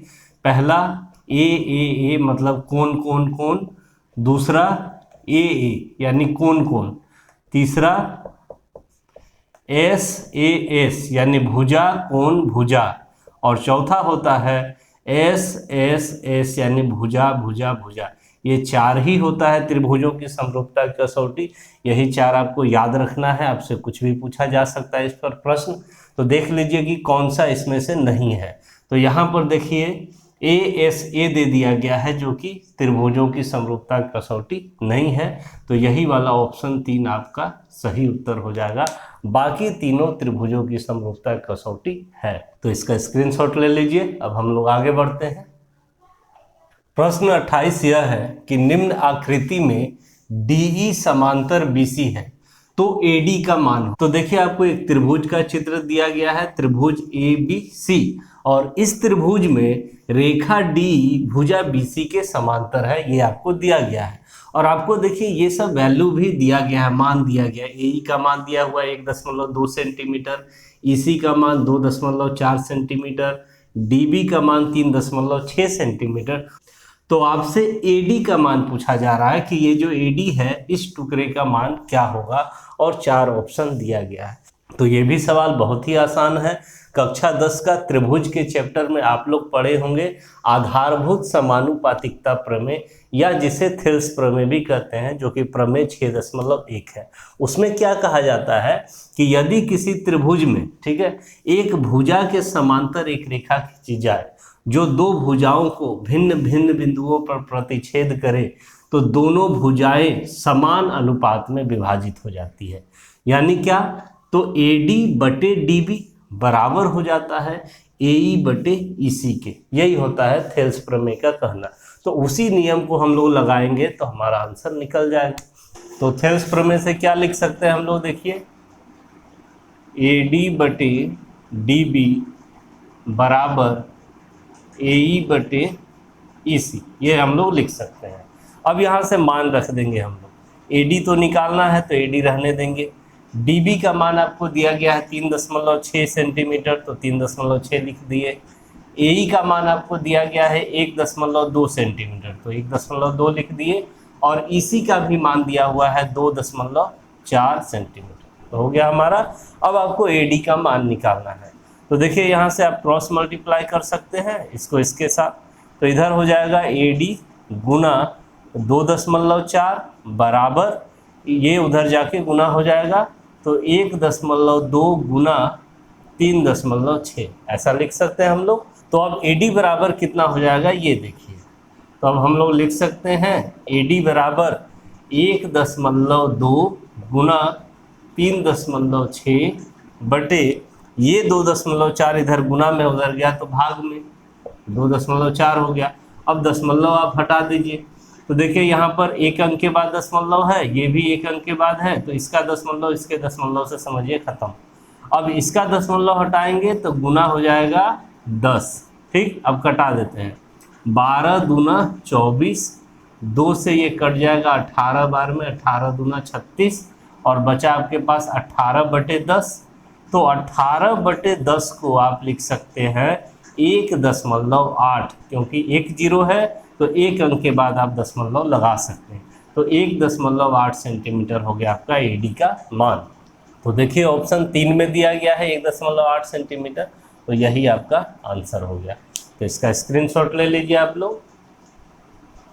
प्रश्न 29 यह है कि मान लीजिए त्रिभुज ABC समरूप त्रिभुज DEF है और इनके क्षेत्रफल क्रमशः 36 सेंटीमीटर स्क्वायर तथा 64 सेंटीमीटर स्क्वायर है। यदि AB बराबर 3 सेंटीमीटर हो तो DE का मान होगा। देखिए आपको कहा जा रहा है कि ये दो त्रिभुज जो है आपस में समरूप त्रिभुज है, और एक का क्षेत्रफल 36 सेंटीमीटर स्क्वायर है और दूसरे त्रिभुज का क्षेत्रफल 64 सेंटीमीटर स्क्वायर है। ठीक है, तो पहला वाला त्रिभुज ABC का भुजा AB 3 सेंटीमीटर है, तो दूसरा वाला त्रिभुज DEF का भुजा जो DE है उसका मान आपको निकालना है। तो कैसे निकालेंगे, तो ये भी आपका एक प्रमेय पर ही आधारित प्रश्न है, जो कि कक्षा 10 में त्रिभुज के ही अध्याय से है, प्रमेय 6.6। और प्रमेय 6.6 में क्या कहा गया है कि दो समरूप त्रिभुजों के क्षेत्रफलों का अनुपात उसकी संगत भुजाओं के अनुपात के वर्गों के बराबर होता है। तो इसको आप अच्छे समझ लीजिए, तो इसी पर आधारित प्रश्न है, आसानी से आप लोग बना लेंगे। तो चलिए हम लोग पहले चित्र से समझ लेते हैं। मान लीजिए कि एक त्रिभुज ABC है, ABC, और दूसरा त्रिभुज है DEF, ठीक है, और कह रहा है कि दोनों त्रिभुज क्या है, समरूप है, मतलब एक ही आकार का है, एकदम बनावट दोनों का समान है। अब कह रहा है कि इसका क्षेत्रफल 36 सेंटीमीटर स्क्वायर है और इसका क्षेत्रफल 64 सेंटीमीटर स्क्वायर है। ठीक, और AB का मान भी आपको दिया हुआ है 3 सेंटीमीटर। तो आपसे पूछ रहा है ये जो DE भुजा है इसका मान बताइए। तो हम लोग प्रमेय से ये जानते हैं कि दो समरूप त्रिभुजों के क्षेत्रफलों का अनुपात, यानी इसका क्षेत्रफल और इसका क्षेत्रफल का अनुपात इसकी संगत भुजाओं के अनुपात के वर्गों के बराबर होता है। मतलब क्या समझिए, AR त्रिभुज ABC बटे AR त्रिभुज DEF। अब AR का मतलब क्या समझना है, एरिया समझना है। एरिया का ही शॉर्ट फॉर्म AR लिखा जाता है, मतलब हिंदी में आप इसको कहिएगा क्षेत्रफल, यानी त्रिभुज ABC का क्षेत्रफल बटे त्रिभुज DEF का क्षेत्रफल, और ये बराबर होता है इसकी संगत भुजाओं के अनुपात के वर्गों के। संगत भुजा कैसे हम लोग जानेंगे, जैसे यहाँ पर नाम है कि ABC समरूप है DEF का, तो AB का संगत भुजा हो जाएगा D, AB का संगत भुजा D, तो इसी दोनों को लिया जाता है AB बटा D, इसका अनुपात और इसके अनुपात के वर्ग के बराबर। और भी दो भुजा जो बचा उसका भी होगा, जैसे अब इधर से भुजा BC लेंगे तो इधर से EF लीजिएगा, तो BC बटे EF का भी स्क्वायर, और तीसरा भुजा अगर इधर से CA बोलेंगे तो इधर से FD बोलेंगे, और इसके भी अनुपात के वर्ग, ये तीनों के बराबर होता है। यानी दो समरूप त्रिभुजों के क्षेत्रफलों का अनुपात उनकी संगत भुजाओं के अनुपात के वर्ग के बराबर होता है। तो आपसे सवाल में AB का मान दे दिया है, DE पूछा है, तो ये वाला हम लोग लेकर के चलेंगे। अगर आपको BC दे दिया रहता तो EF का मान पूछा जा सकता था, तब इतना बराबर ये लेकर के आप सॉल्व कर सकते थे। कभी कभी सवाल में ये भी दे सकता है कि आपको ये दोनों का दे दिया, FD का मान दे देगा तो CA पूछ देगा, तो ये लेकर के चलेंगे। यानी कि दोनों भुजाओं में से कोई एक आपको देगा और दूसरा वाला पूछ सकता है, तो आप ऐसे इस नियम से आगे बढ़ सकते हैं। ठीक है, तो हमें AB दिया है, DE निकालना है, तो हम लोग इसको लेकर के चलेंगे। ठीक, तो लिख लेते हैं, area of triangle ABC by area of triangle DEF, और ये बराबर होगा AB बाय DE के अनुपात के वर्ग के, ये होता है। अब आगे बढ़ते हैं हम लोग। तो इसका क्षेत्रफल आपको कितना दिया है त्रिभुज ABC का, 36 सेंटीमीटर स्क्वायर, तो 36 लिख देंगे, और DEF का क्षेत्रफल 64 सेंटीमीटर स्क्वायर, तो 64 लिख देंगे। अब बराबर AB का मान रख दीजिए, AB का मान आपको 3 सेंटीमीटर दिया है, और DE निकालना है तो DE को रहने देंगे और इसका वर्ग कर देंगे। अब देखिए ये वर्ग हटाएंगे तो इधर रूट लग जाएगा, तो हम लोग इधर रूट लगा देंगे। अब 36 बटे 64, अब बराबर इधर से वर्ग हट गया, 3 बटे DE हो गया ये। ठीक है, चलिए अब यहाँ से 36 का वर्गमूल 6, 64 का वर्गमूल 8, और बराबर हो गया 3 बटे DE। अब क्रॉस मल्टीप्लाई कर लीजिए, तो 6 गुना DE बराबर 8 गुना 3, तो यहाँ से अब बताइए DE बराबर कितना, तो d बराबर 8 गुना 3/6 हो जाएगा। 6 गुना में उधर गया तो भाग में, तो 3 दूना 6, 2 चौके 8। तो इस तरह से d का मान आपका कितना निकल गया, 4 सेंटीमीटर निकल गया। तो यही आपका आंसर हो गया, जो कि ऑप्शन 1 में ही दिया गया है। तो ये करेक्ट आंसर हो गया। इसका भी स्क्रीनशॉट आप लोग ले लीजिए। हम लोग आगे बढ़ते हैं फिर। प्रश्न 30 यह है कि कुछ त्रिभुजों की भुजाएं नीचे दी गई हैं, इनमें से कौन से त्रिभुज समकोण त्रिभुज है। तो देखिए यहाँ पर 3-3 भुजा का माप आपको दिया गया है, 4 ऑप्शन दिया गया है और चारों में 3-3 माप दिया है। इसका मतलब ये सब एक त्रिभुज के तीनों भुजाओं के माप है। आपको पहचान करके बताना है कि कौन सा ऑप्शन वाला जो भुजा का माप है वह एक समकोण त्रिभुज का भुजा का माप होगा, यानी कि एक समकोण त्रिभुज बनेगा। तो कैसे हम लोग चेक करेंगे, तो इसको चेक करने के लिए हम लोग चलेंगे पाइथागोरस प्रमेय पर। पाइथागोरस प्रमेय क्या कहता है, देखिए पाइथागोरस प्रमेय ये कहता है कि किसी समकोण त्रिभुज में कर्ण का वर्ग शेष 2 भुजाओं के वर्गों के योग के बराबर होता है। इसका मतलब कि अगर यह एक समकोण त्रिभुज है ABC, तो 90 डिग्री के सामने वाला भुजा हमेशा कर्ण होता है। तो 90 डिग्री के सामने वाला भुजा जो कर्ण होता है वह सबसे बड़ी भुजा भी होता है। तो इसका मतलब कि AC² बराबर होता है AB² प्लस BC², यानी कर्ण का स्क्वायर शेष 2 भुजाओं के वर्गों के योग के बराबर होता है। ये होता है पाइथागोरस प्रमेय का कहना। यानी कि जब भी आपको 3 भुजा का माप दिया है तो उनमें से सबसे बड़ी भुजा को आपको कर्ण मान लेना है, उसका वर्ग कर लेना है, और जो 2 छोटी भुजा बचेगी उसके वर्गों का भी योग निकाल लेना है।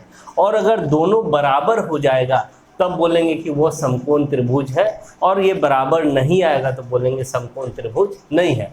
तो हमें नहीं पता है कि कौन सा है, तो आप ट्राई कर सकते हैं। ऑप्शन आपको दिया गया है, आपकी मर्जी, आपको जो लगे अनुमान कि यह हो सकता है उस पर ट्राई कर सकते हैं। पहला पर, दूसरा पर, तीसरा पर, चौथा पर, और इससे पता कर सकते हैं। तो चलिए हम लोग एक शुरू कर लेते हैं पहले ऑप्शन से। इसको चेक करते हैं कि यह समकोण त्रिभुज का भुजा है कि नहीं। तो इसमें सबसे बड़ी भुजा आपको क्या दिख रहा है, 8। तो 8 का स्क्वायर आपको अलग कर लेना है इस तरह से, और बराबर जो दोनों छोटी भुजा बच रही है इसके वर्गों का योग कर लेना इस तरह से। तो इधर हो गया 3 का स्क्वायर जोड़ 6 का स्क्वायर। और अब देखिए कि ये बराबर आता है कि नहीं, बराबर आएगा तो यही आंसर हो जाएगा। तो 8 का वर्ग 64, 3 का वर्ग 9, 6 का वर्ग 36। इस तरह से इधर 64 और इधर 36, 9, 45। तो 64 45 के तो बराबर नहीं होता है, तो ये बराबर नहीं हुआ। इसका मतलब ये समकोण त्रिभुज नहीं होगा। तो ऐसे ही आपको चेक करना है। तो चलिए हम ऑप्शन 4 को चेक कर लेते हैं। हमें लग रहा है कि ये हो सकता है, तो इसको चेक कर लेंगे। तो इसमें बड़ी भुजा 13 है, तो 13 का वर्ग कर लीजिए, और बराबर 12 का वर्ग और जोड़ 5 का वर्ग। तो 13 का वर्ग होता है 169, 12 का वर्ग 144 और 5 का वर्ग 25। तो इस तरह से हो गया 169 बराबर 4 5 9 4 2 6 1, 169 के बराबर आ गया। यानी बड़ी वाली भुजा का वर्ग शेष 2 छोटी भुजाओं के वर्गों के योग के बराबर आ गया, इसीलिए यह एक समकोण त्रिभुज होगा। तो यही वाला आंसर आपका हो जाएगा। तो चलिए इसका स्क्रीनशॉट ले लीजिए। अब हम लोग आगे बढ़ते हैं। प्रश्न 31 यह है कि एक वृत्त पर कितनी समांतर स्पर्श रेखाएं हो सकती है, 1 2 3 या अनेक। तो सबसे पहले समझिए कि स्पर्श रेखाएं क्या होती है। तो ऐसी रेखा जो वृत्त को केवल एक बिंदु पर प्रतिच्छेद करे उसे हम लोग उस वृत्त की स्पर्श रेखा कहते हैं। जैसे समझिए, मान लीजिए यह एक वृत्त है, ठीक है, और वृत्त पर एक बिंदु है और यहाँ से एक रेखा गुजरे जो सिर्फ इसी बिंदु पर प्रतिच्छेद करे, तो इसी रेखा को हम लोग कहते हैं कि यह एक वृत्त की स्पर्श रेखा है। ठीक है, तो आपसे पूछ रहा है कि एक वृत्त पर कितनी समांतर स्पर्श रेखाएं हो सकती है। तो देखिए यह एक स्पर्श रेखा हो गया। अब इसके समांतर स्पर्श रेखा और आप कितना खींच सकते हैं इस वृत्त पर, तो इसके समांतर अब एक ही रेखा आप खींच सकते हैं, जस्ट इसके ऑपोजिट यहाँ पर बिंदु लेकर के, और यहाँ जो स्पर्श रेखा आप खींचेंगे इस तरह से, यही वाला स्पर्श रेखा इसके समांतर होगा और आप इसके समांतर स्पर्श रेखा नहीं खींच सकते हैं।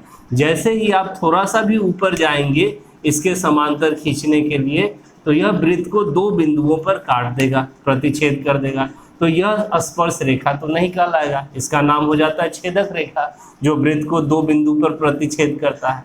तो आपसे पूछा है कि समांतर स्पर्श रेखा कितना हो सकता है, तो एक ये हो गया, तो इसका समांतर एक ये हो गया, यानी दो ही समांतर स्पर्श रेखा एक वृत्त पर खींच सकते हैं।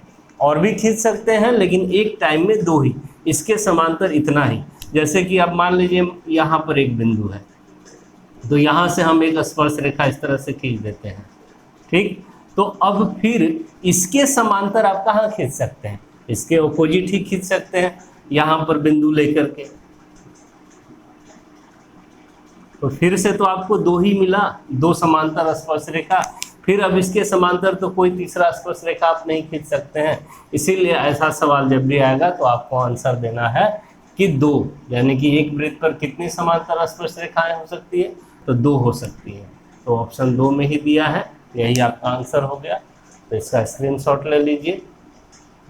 तो प्रश्न 32 यह है कि 5 सेंटीमीटर त्रिज्या वाले एक वृत्त के बिंदु P पर स्पर्श रेखा PQ केंद्र O से जाने वाली एक रेखा से बिंदु Q पर इस प्रकार मिलती है कि OQ बराबर 12 सेंटीमीटर है, तो PQ की लंबाई है। तो देखिए इस सवाल को समझने के लिए हम लोग एक फिगर बना लेते हैं तो आपको आसानी से समझ में आ जाएगा। सबसे पहले तो एक आप वृत्त बना लीजिए, तो समझ लीजिए कि ये क्या है, वृत्त है, ठीक है। अब वृत्त का केंद्र कर दीजिए O, इसका नाम दे देते हैं O। अब आपसे कह रहा है कि 5 सेंटीमीटर त्रिज्या वाले इस वृत्त की जो त्रिज्या है वो 5 सेंटीमीटर है, और त्रिज्या वाले एक वृत्त के बिंदु P पर, कहीं पर मान लीजिए एक बिंदु P है ऐसे, ठीक है, और इस बिंदु P पर स्पर्श रेखा PQ। तो एक स्पर्श रेखा आप ऐसे खींचिए। स्पर्श रेखा आप लोग जानते होंगे क्या होता है, ऐसी रेखा जो वृत्त को केवल एक बिंदु पर प्रतिच्छेद करे उसे वृत्त की स्पर्श रेखा कहते हैं हम लोग। तो यहाँ से एक स्पर्श रेखा इस तरह से आप बना लीजिए। तो स्पर्श रेखा का नाम क्या रहेगा, PQ नाम रहेगा, ठीक है, PQ। और देखिए आपसे क्या कह रहा है, यहाँ पर Q नाम दे दीजिए। और आपसे क्या कह रहा है, देखिए केंद्र O से जाने वाली एक रेखा से, यहाँ केंद्र O है, तो केंद्र O से जाने वाली एक रेखा से बिंदु Q पर इस प्रकार मिलती है कि OQ बराबर 12 सेंटीमीटर। तो यहाँ से अगर एक रेखा हम लोग पास करें, गुजारे, तो ये स्पर्श रेखा को बिंदु Q पर इस प्रकार मिल जाती है, और OQ का जो माप है वह हो जाता है 12 सेंटीमीटर, ये आपको दिया हुआ है। तब आपसे कह रहा है कि PQ की लंबाई क्या है, ये जो PQ है इसका लंबाई आपको बताना है कितना होगा। तो हम जानते हैं कि वृत्त की जो त्रिज्या है वो दिया हुआ है 5 सेंटीमीटर, तो हम केंद्र से यहाँ पर बिंदु P को मिला देंगे, परिधि पर के किसी भी बिंदु को मिला देते हैं हम लोग, तो यही त्रिज्या कहलाता है। तो ये हो गया आपका 5 सेंटीमीटर। और एक प्रमेय है वृत्त के चैप्टर में, प्रमेय 10.1, उसका भी हम लोग अब यूज करेंगे। वो प्रमेय क्या कहता है, देखिए कि वो प्रमेय कहता है कि वृत्त के किसी बिंदु से स्पर्श रेखा अगर गुजरती है, खींचते हैं, तो उस स्पर्श बिंदु से कोई त्रिज्या जाती है अगर, तो स्पर्श रेखा उस त्रिज्या पर लंब होती है। तो यही कहना है। तो देखिए ये हो गया आपका स्पर्श बिंदु, यहाँ से स्पर्श रेखा जा रही है तो, और इस स्पर्श बिंदु से ये त्रिज्या OP जा रही है, तो ये स्पर्श रेखा PQ OP पर लंब होता है। इसका मतलब यहाँ पर 90 डिग्री का कोण बन जाता है। तो जब ये 90 डिग्री का कोण हो गया प्रमेय 10.1 की सहायता से, तो अब देखिए यह बन गया एक समकोण त्रिभुज, क्योंकि किसी त्रिभुज का एक कोण अगर 90 डिग्री हो जाता है तो उसे हम लोग समकोण त्रिभुज कहते हैं। तो ये बन गया समकोण त्रिभुज POQ, और समकोण त्रिभुज में 90 डिग्री के सामने वाला भुजा को हमेशा कर्ण बोलते हैं। तो देखिए 90 डिग्री यहाँ कोण बन रहा है OPQ पर, तो इसके सामने वाली भुजा OQ हो गई, तो यही भुजा कहलाएगा कर्ण, ठीक है। मान लीजिए तब आपको कर्ण पता हो गया, OP मान लीजिए कि लंब पता हो गया, तो बचा क्या आपका PQ आधार, यानी कि तब आधार आप निकाल दीजिए पाइथागोरस प्रमेय का यूज करके, तो आसानी से आपका आंसर आ जाएगा। तो पाइथागोरस प्रमेय होता क्या है, देखिए किसी भी समकोण त्रिभुज में कर्ण का वर्ग बराबर होता है लंब का वर्ग जोड़ आधार का वर्ग। ये आप लोग जानते होंगे, पाइथागोरस प्रमेय होता है, किसी भी समकोण त्रिभुज में ये लागू होता है।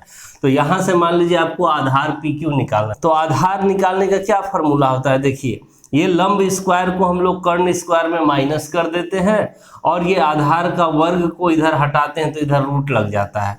तो फाइनली देखिए क्या होता है, आधार बराबर, फॉर्मूला आपको दिखा रहे हैं कि आधार निकालने का फॉर्मूला होता है कर्ण का वर्ग माइनस लंब का वर्ग और इस पर अंडर रूट लगा दीजिए, रूट लगा दीजिए, यही आधार निकालने का फॉर्मूला हो जाता है। ठीक है, लंब भी निकालने का यही फॉर्मूला हो जाता है। लंब अगर आपको कभी निकालना होगा तो लंब बराबर हो जाएगा अंडर रूट कर्ण स्क्वायर माइनस आधार स्क्वायर। जब भी आपको लंब निकालना है तो आधार को घटाना पड़ता है, आधार निकालना है तो लंब को घटाना पड़ता है, ऐसे ही लिखना होता है।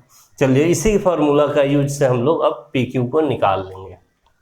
तो सॉल्यूशन में चलते हैं।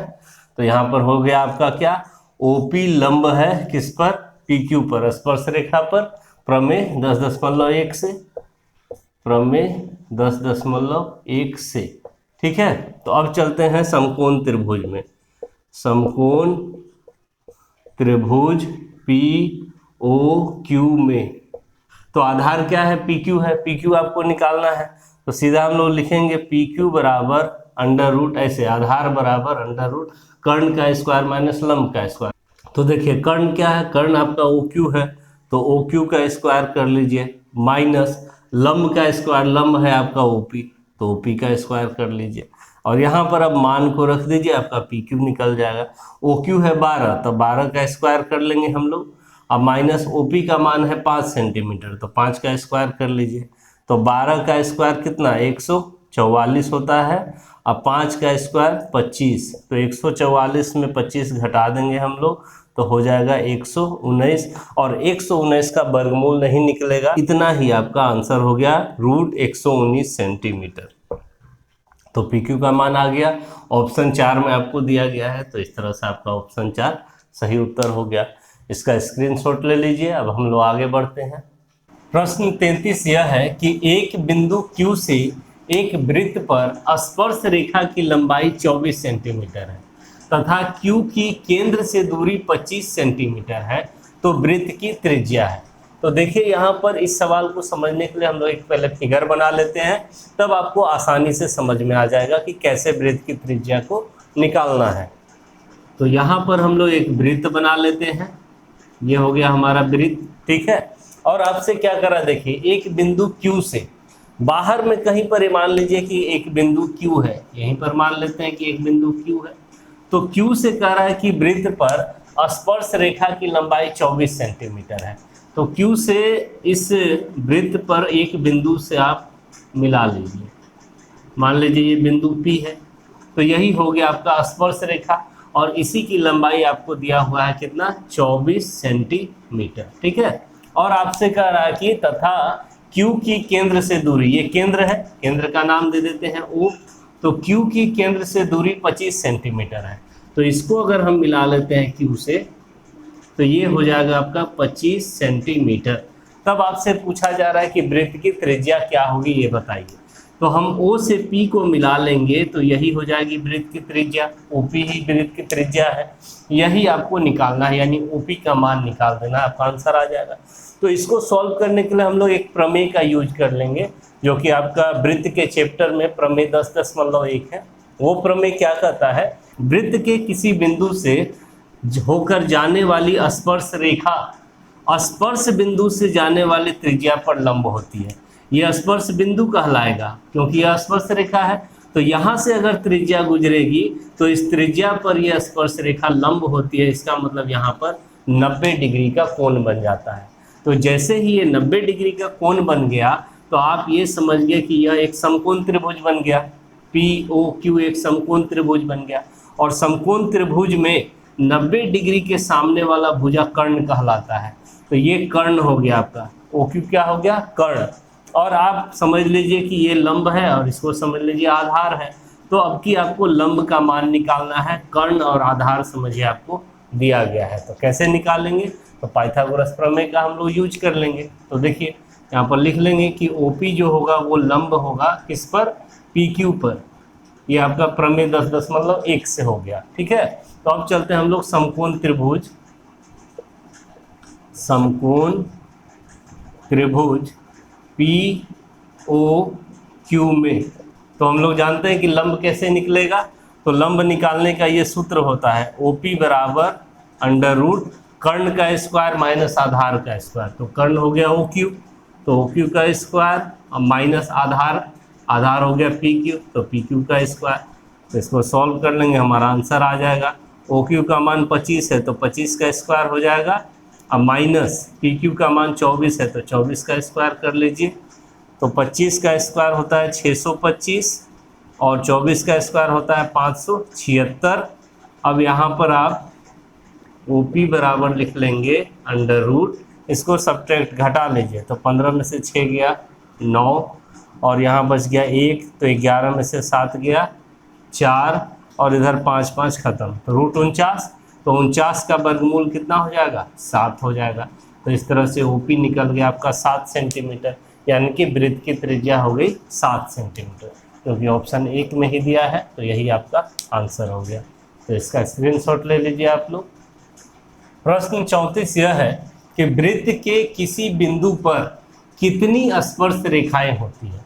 आपसे पूछा जा रहा है कि एक वृत्त है, तो वृत्त के कोई एक बिंदु पर आप कितनी स्पर्श रेखाएं खींच सकते हैं। एक बिंदु पर कितनी स्पर्श रेखाएं होती है, 1, 2, 3 या अनेक। तो चलिए समझ लेते हैं इसको। तो स्पर्श रेखा क्या होती है, देखिए सबसे पहले ये वृत्त हो गया। तो स्पर्श रेखा क्या होती है, ऐसी रेखा जो वृत्त को केवल एक बिंदु पर प्रतिच्छेद करे, एक से ज़्यादा नहीं, उसी रेखा को हम लोग वृत्त की स्पर्श रेखा कहते हैं। जैसे कि यहाँ पर कोई एक बिंदु ले लेते हैं, तो यहाँ से एक रेखा गुजारते हैं इस तरह से, जो केवल समझिए इसी बिंदु पर प्रतिच्छेद कर रही है। तो यही कहला गया आपका स्पर्श रेखा। तो आपसे पूछ रहा है कि वृत्त के किसी बिंदु पर, देखिए किसी बिंदु पर, मान लीजिए यही P बिंदु पर कितनी स्पर्श रेखाएं हो सकती हैं। तो एक तो आप खींच दिए हैं, तो क्या और भी स्पर्श रेखा इस बिंदु पर खींचा जा सकता है, ये सवाल है। 1 या 2 या और भी बहुत सारा खींच सकते हैं, तो नहीं, हम लोग वृत्त के एक बिंदु पर एक ही स्पर्श रेखा खींच सकते हैं। क्योंकि अगर हम इसी बिंदु पर अब दूसरा स्पर्श रेखा खींचना चाहेंगे तो वह जो है वृत्त को 2 बिंदुओं पर काट देगा। यही होता है केवल एक ही। अब यही, इसके अलावे आप अगर कहीं और से गुजारते हैं ऐसे, तो यह जो है 2 बिंदुओं पर काट देगा वृत्त को। थोड़ा सा भी अगर आप इस रेखा को झुकाते हैं बाएं तरफ या दाएं तरफ, तो ये जो है रेखा वृत्त को तब 2 बिंदुओं पर काट देता है, तब वो छेदक रेखा बन जाएगा, छेदक रेखा कहला जाएगा। इसीलिए हम ये कह सकते हैं कि वृत्त के किसी बिंदु पर केवल एक ही स्पर्श रेखा खींच सकते हैं। आप कहीं पर भी एक बिंदु लीजिए, जैसे यही बिंदु हुआ, तो इस बिंदु पर भी आप केवल एक ही स्पर्श रेखा खींच सकते हैं। अब इस रेखा के अलावे और आप कोई रेखा इस बिंदु पर नहीं खींच सकते, फिर दूसरे बिंदु पर भी एक ही खींच सकते हैं। तो यही हुआ। तो आपका आंसर क्या हो जाएगा कि 1, ऑप्शन 1 में ही दिया हुआ है। तो यही आपका करेक्ट आंसर हो गया। इसका स्क्रीनशॉट ले लीजिए। प्रश्न 35 यह है, वृत्त को 2 बिंदुओं पर प्रतिच्छेद करने वाली रेखा को कहते हैं, क्या कहते हैं, स्पर्श रेखा कहते हैं कि छेदक रेखा कहते हैं कि समांतर रेखा कहते हैं, या इनमें से कोई नहीं। तो चलिए इसे समझ लेते हैं। एक वृत्त बना लेते हैं हम लोग सबसे पहले। अब आपसे पूछा जा रहा है कि इस वृत्त को 2 बिंदु पर प्रतिच्छेद करने वाली रेखा को क्या कहते हैं। जैसे कि यहाँ से एक रेखा हम लोग गुजार दिए, तो अब वृत्त को 2 बिंदुओं पर प्रतिच्छेद कर दिया, या ऐसे हम रेखा एक गुजार दिए, तो यह भी देखिए वृत्त को 2 बिंदुओं पर प्रतिच्छेद कर दिया। तो ऐसी रेखाओं का नाम क्या होता है, तो ऐसी रेखाओं को हम लोग छेदक रेखा कहते हैं। इसका परिभाषा ही है कि ऐसी रेखा जो वृत्त को 2 बिंदुओं पर प्रतिच्छेद करे, उसे हम लोग छेदक रेखा कहते हैं। तो आपका ऑप्शन 2 में दिया गया है छेदक रेखा, तो यही करेक्ट आंसर हो जाएगा। तो इसका स्क्रीनशॉट ले लीजिए। प्रश्न 36 यह है कि 6 सेंटीमीटर त्रिज्या वाले एक वृत्त के त्रिज्य खंड का क्षेत्रफल क्या होगा जिसका कोण 60 डिग्री है। तो एक फिगर बना लेते हैं पहले हम लोग, तब आसानी से आप लोग को समझ में आ जाएगा। देखिए यह एक वृत्त हो गया, और त्रिज्यखंड क्या होता है? दो त्रिज्याओं और चाप से घिरे हुए क्षेत्र को ही हम लोग त्रिज्यखंड कहते हैं। तो इसी त्रिज्यखंड का क्षेत्रफल आपको निकालना है। अब त्रिज्या तो आपको दे दिया है 6 सेंटीमीटर, तो ये 6 सेंटीमीटर हो गया त्रिज्या। ओ नाम दे देते हैं इसका ए और इसका बी। तो ओ ए बी जो है वो आपका त्रिज्यखंड हो गया। तो ये भी त्रिज्या हो जाएगा, ओ बी भी, ये भी 6 सेंटीमीटर हो जाएगा। और यहीं पर जो कोण बनता है, यही कोण आपको दिया हुआ है 60 डिग्री का। तब आपसे इस त्रिज्यखंड का क्षेत्रफल पूछा है। तो त्रिज्यखंड का क्षेत्रफल का फॉर्मूला हमारे पास क्या होता है वो लगाएंगे और आसानी से सॉल्व हो जाएगा। तो यहाँ पर r बराबर 6 सेंटीमीटर हो गया त्रिज्या, और थीटा बराबर 60 डिग्री, कोण को हम लोग थीटा मान लेते हैं, और त्रिज्यखंड का क्षेत्रफल निकाल देते हैं। तो त्रिज्यखंड ओ ए बी का क्षेत्रफल बराबर, फॉर्मूला होता है थीटा बटे 360 डिग्री गुना पाई आर स्क्वायर। तो अब यहाँ पर हम लोग थीटा का मान रख देंगे 60 डिग्री और बटे 360 डिग्री और गुना पाई आर स्क्वायर। तो पाई का मान 22/7 और आर स्क्वायर यानी आर गुना आर, तो आर है आपका 6, तो 6 गुना 6 कर लीजिए। तो ये 60 से कट गया 360 6 बार में, ठीक है, और ये 6 भी कट गया। तो आपका अब जो है नीचे 7 बचा और ऊपर 22 गुना 6 बचा। तो अब तो कुछ कटेगा नहीं ऊपर नीचे, तो गुना कर लीजिए। तो 6 दूना 12 के 2 बच गया 1, 6 दूना 12 1 13, 132 और नीचे 7। तो 132/7 सेंटीमीटर स्क्वायर यही आपका आंसर हो गया, जो भी ऑप्शन 1 में ही दिया है। तो यही आपका करेक्ट आंसर हो गया। तो इसका स्क्रीनशॉट ले लीजिए। अब हम लोग आगे बढ़ते हैं। प्रश्न 37 यह है कि त्रिज्या r वाले वृत्त के उस त्रिज्यखंड का क्षेत्रफल जिसका कोण p डिग्री है, इन चारों में से क्या होगा? 4 ऑप्शन आपको दिया गया है और आपसे त्रिज्यखंड का क्षेत्रफल क्या होगा ये पूछा गया है, और कोण का मान आपको इस बार दिया है कि कोण p डिग्री बन रहा है।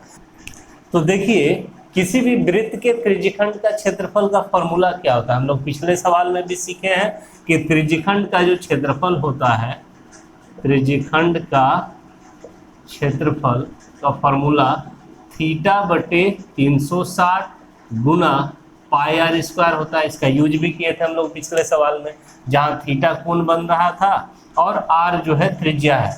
तो इस सवाल में कह रहा है कि कोण जो है p डिग्री बन रहा है, तो आपको यहाँ पर p ले लेना है और त्रिज्या स्मॉल r नहीं दे करके कैपिटल R ले लेना है, क्योंकि यहाँ पर कह रहा है कैपिटल R। तो आपका फॉर्मूला क्या बन जाएगा? देखिए p बटे 360 गुना पाई आर स्क्वायर, ये हो जाएगा फॉर्मूला तब।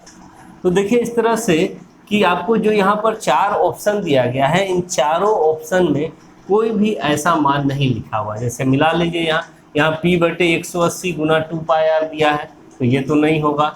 p बटे 180 गुना पाई आर स्क्वायर, ये भी नहीं होगा। तो ये दोनों तो नहीं होगा। चलते हैं तीसरे ऑप्शन पे। यहाँ p बटे 360 तो दिया है, लेकिन यहाँ 2 पाई आर दे दिया है, जबकि होता है पाई आर स्क्वायर, तो ये भी नहीं हुआ। बचा ऑप्शन 4, तो क्या ये होगा? हाँ यही होगा। देखिए थोड़ा सा चेंज कर दिया, घुमा दिया है क्वेश्चन को और ऐसा रूप में लिख दिया है। ये जो है ऑप्शन आपका इसी के तो बराबर है, क्योंकि यहाँ से अगर हम 2 से इसको कटा देते हैं तो 360 बार में कट जाएगा 720, तो यही तो मान हो जाएगा p बटे 360 गुना पाई आर स्क्वायर। तो इसी चीज़ को क्या किया, वो 2 से नीचे और 2 से ऊपर गुना करके ऐसा रूप में बना दिया। तो आप लोगों को ध्यान रखना है इस बात का एग्जाम में कि जो फार्मूला है वो तो जो है याद रहेगा ही आप लोग को, थोड़ा सा ये भी ध्यान दे दीजिएगा कि 2 से ऊपर नीचे कहीं तो गुना नहीं कर दिया गया है। तो इस तरह से आप लोग एग्जाम में तब नहीं फंसेंगे और क्लियर आसानी से बना करके आएंगे। तो आपका ऑप्शन 4 ही करेक्ट आंसर है। तो इसके टिक कर देते हैं, इसका स्क्रीनशॉट ले लीजिए आप लोग। प्रश्न 38 यह है कि कोण थीटा वाले त्रिज्यखंड के संगत चाप की लंबाई होगी, यानी कि चाप की लंबाई निकालने का फॉर्मूला इन चारों में से क्या होगा। तो चलिए फॉर्मूला पहले हम लोग देख लेते हैं कि क्या होता है। यह एक वृत्त हो गया और इस वृत्त में एक त्रिज्यखंड हम लोग बना लेते हैं। तो ये हो गया आपका त्रिज्यखंड ओ ए बी। तो इस त्रिज्यखंड का संगत चाप क्या हुआ, ए से लेकर के बी तक का ये जो टुकड़ा हुआ ए बी, इसी को हम लोग कहते हैं चाप की लंबाई। तो ए बी हो गया आपका चाप की लंबाई, यहाँ से लेकर के यहाँ तक का ये वाला टुकड़ा समझिए, इसी को हम लोग कहते हैं ये चाप है। ठीक है, तो इसकी लंबाई को निकालने का फॉर्मूला क्या होता है अगर यहाँ पर कोण थीटा बनता है। तो देखिए चाप की लंबाई का फॉर्मूला क्या होता है, पहले इसको समझ लीजिए। तो चाप की लंबाई बराबर फॉर्मूला होता है थीटा बटे 360 गुना 2 पाई आर। क्यों 2 पाई आर? क्योंकि ये जो चाप है ए बी, ये परिधि का ही तो टुकड़ा है। तो वृत्त का परिधि का फॉर्मूला होता है 2 पाई आर, इसीलिए यहाँ पर 2 पाई आर से गुना कर दिया जाता है। तो अब आप इससे मिला लीजिए कि कौन सा आपका ऑप्शन है वही सही हो जाएगा। तो चलिए यहाँ पे आते हैं, थीटा बटे 360 गुना 2 पाई आर होना चाहिए, लेकिन यहाँ पाई आर है तो ये नहीं होगा। आगे बढ़ते हैं, थीटा बटे 180 गुना 2 पाई आर, जबकि थीटा बटे 360 गुना 2 पाई आर होता है, ये भी नहीं होता है। तो ऑप्शन 3 को देखिए, थीटा बटे 180 गुना पाई आर। तो यहाँ पर जो फार्मूला आपको दिया गया है इसी में थोड़ा सा चेंज कर दिया गया है और ऐसा बना दिया गया है। देखिए फार्मूला कैसे बन जाएगा। यहाँ अगर हम 2 से इसको कटा देंगे 180 बार में कट जाएगा। तो एक फार्मूला आपका ये भी हो गया कि थीटा बटे 180 गुना पाई आर। तो वृत्त का चाप की लंबाई निकालने का एक फार्मूला तो ये भी सही था, थीटा बटे 360 गुना 2 पाई आर, और दूसरा फार्मूला ये भी हो सकता है थीटा बटे 180 गुना पाई आर। तो थीटा बटे 180 गुना पाई आर दिया हुआ है, यही आपका सही हो जाएगा।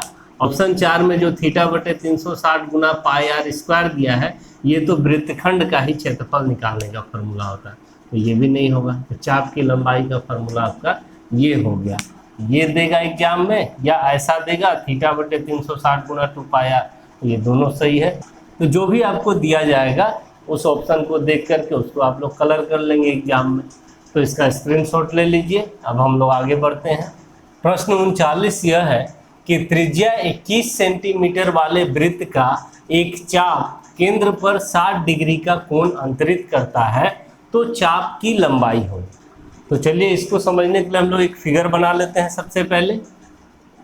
तो यह एक वृत्त बन गया आपका, ठीक है, और आपसे कह रहा है सवाल में कि त्रिज्या 21 सेंटीमीटर वाले वृत्त, तो इस वृत्त की त्रिज्या है 21 सेंटीमीटर, ठीक है, और कह रहा है कि एक चाप केंद्र पर 60 डिग्री का कोण अंतरित करता है। तो मान लीजिए कि ए से बी तक ये चाप हो गया, तो ये केंद्र पर इस तरह से जो कोण बना रहा है वह 60 डिग्री का कोण बना रहा है। तो आपसे पूछा जा रहा है कि इस चाप की लंबाई जो ए बी है, टुकड़ा आपका ये चाप हो गया ए बी, तो इसी की लंबाई आपको निकालनी है, कितनी होगी, ठीक है। और त्रिज्या आपको 21 सेंटीमीटर दिया है, तो ये 21 सेंटीमीटर हो गया, ये भी 21 सेंटीमीटर हो गया, और उसी के मदद से आपको ए बी की लंबाई निकालनी है। चाप की लंबाई निकालने का हमारे पास जो फार्मूला होता है उसको लगाएंगे और निकल जाएगा। तो सबसे पहले यहाँ r बराबर 21 सेंटीमीटर लिख लेंगे हम लोग, और कोण जो है थीटा बराबर 60 डिग्री दिया है, ये भी लिख लिए। तो अब हम लोग लिखेंगे कि चाप ए बी की लंबाई, तो चाप की लंबाई का फॉर्मूला होता है थीटा बटे 360 गुना 2 पाई आर, ये होता है। तो थीटा का मान आप 60 रख दीजिए, 60 बटे 360 और गुना 2, और पाई का मान 22 बटे 7 और गुना आर का मान 21। अब इन सबको सॉल्व कर लेंगे तो हमारा चाप की लंबाई निकल जाएगा। तो 0 0 कैंसिल, 6 से 6 बार में 36, और ये 7 से 3 बार में 21, और 3 से 2 बार में 6, और ये 2 2 भी कट गया तो बच गया सिर्फ 22। तो यही हो गया 22 सेंटीमीटर आपका चाप की लंबाई, जो कि ऑप्शन 2 में दिया है। तो ये आपका करेक्ट आंसर हो गया, इसका स्क्रीनशॉट ले लीजिए। तो आइए अब हम लोग प्रश्न 40 देखते हैं, जो कि इस मॉडल प्रश्न पत्र का अंतिम प्रश्न है। तो प्रश्न यह है कि एक वृत्त के चतुर्थांश का क्षेत्रफल क्या होगा जिसकी परिधि 22 सेंटीमीटर है। तो एक वृत्त की परिधि आपको दिया गया है 22 सेंटीमीटर और उस वृत्त के चतुर्थांश का क्षेत्रफल आपसे पूछा जा रहा है। तो देखिए एक वृत्त मान लीजिए ये हो गया, ठीक है, तो इसका परिधि आपको 22 सेंटीमीटर दे दिया। तो चतुर्थांश क्या होता है, तो वृत्त का 1/4 भाग को हम लोग चतुर्थांश कहते हैं। जैसे कि अगर हम वृत्त को 4 भागों में बांट देते हैं तो एक टुकड़ा कहलाएगा चतुर्थांश। तो कोई भी एक टुकड़ा ले लीजिए तो वह वृत्त का चतुर्थांश कहलाता है। जैसे कि यहाँ पर चित्र बना देते हैं अलग से, ये टुकड़ा समझिए यहाँ से निकाल के यहाँ कर लिए, तो यही हो गया वृत्त का चतुर्थांश। और इसी का आपको क्या निकालना है, क्षेत्रफल निकालना है कि कितना होगा।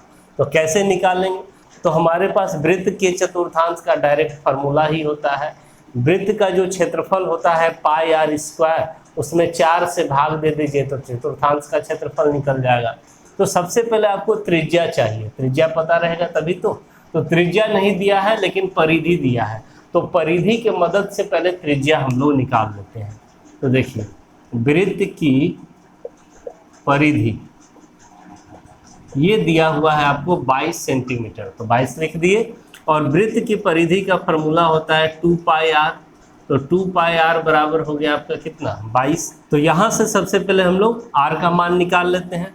तो देखिए 2 है, पाई का मान रख देते हैं 22/7 और गुना आर बराबर 22। तो यहाँ से अब बताइए आर बराबर कितना, ये 7 इधर भाग में उधर जाएगा तो गुना हो जाएगा 22 के साथ, और ये 2 गुना 22 इधर आर के साथ गुना में है, इधर आएगा तो भाग में आ जाएगा 2 गुना 22, तो 22 कट गया तो बच गया 7/2 सेंटीमीटर। ये हो गया आपका वृत्त की त्रिज्या। तो चलिए चतुर्थांश का क्षेत्रफल का फॉर्मूला लिख लेते हैं। चतुर्थांश का क्षेत्रफल बराबर पाई आर स्क्वायर बाय 4।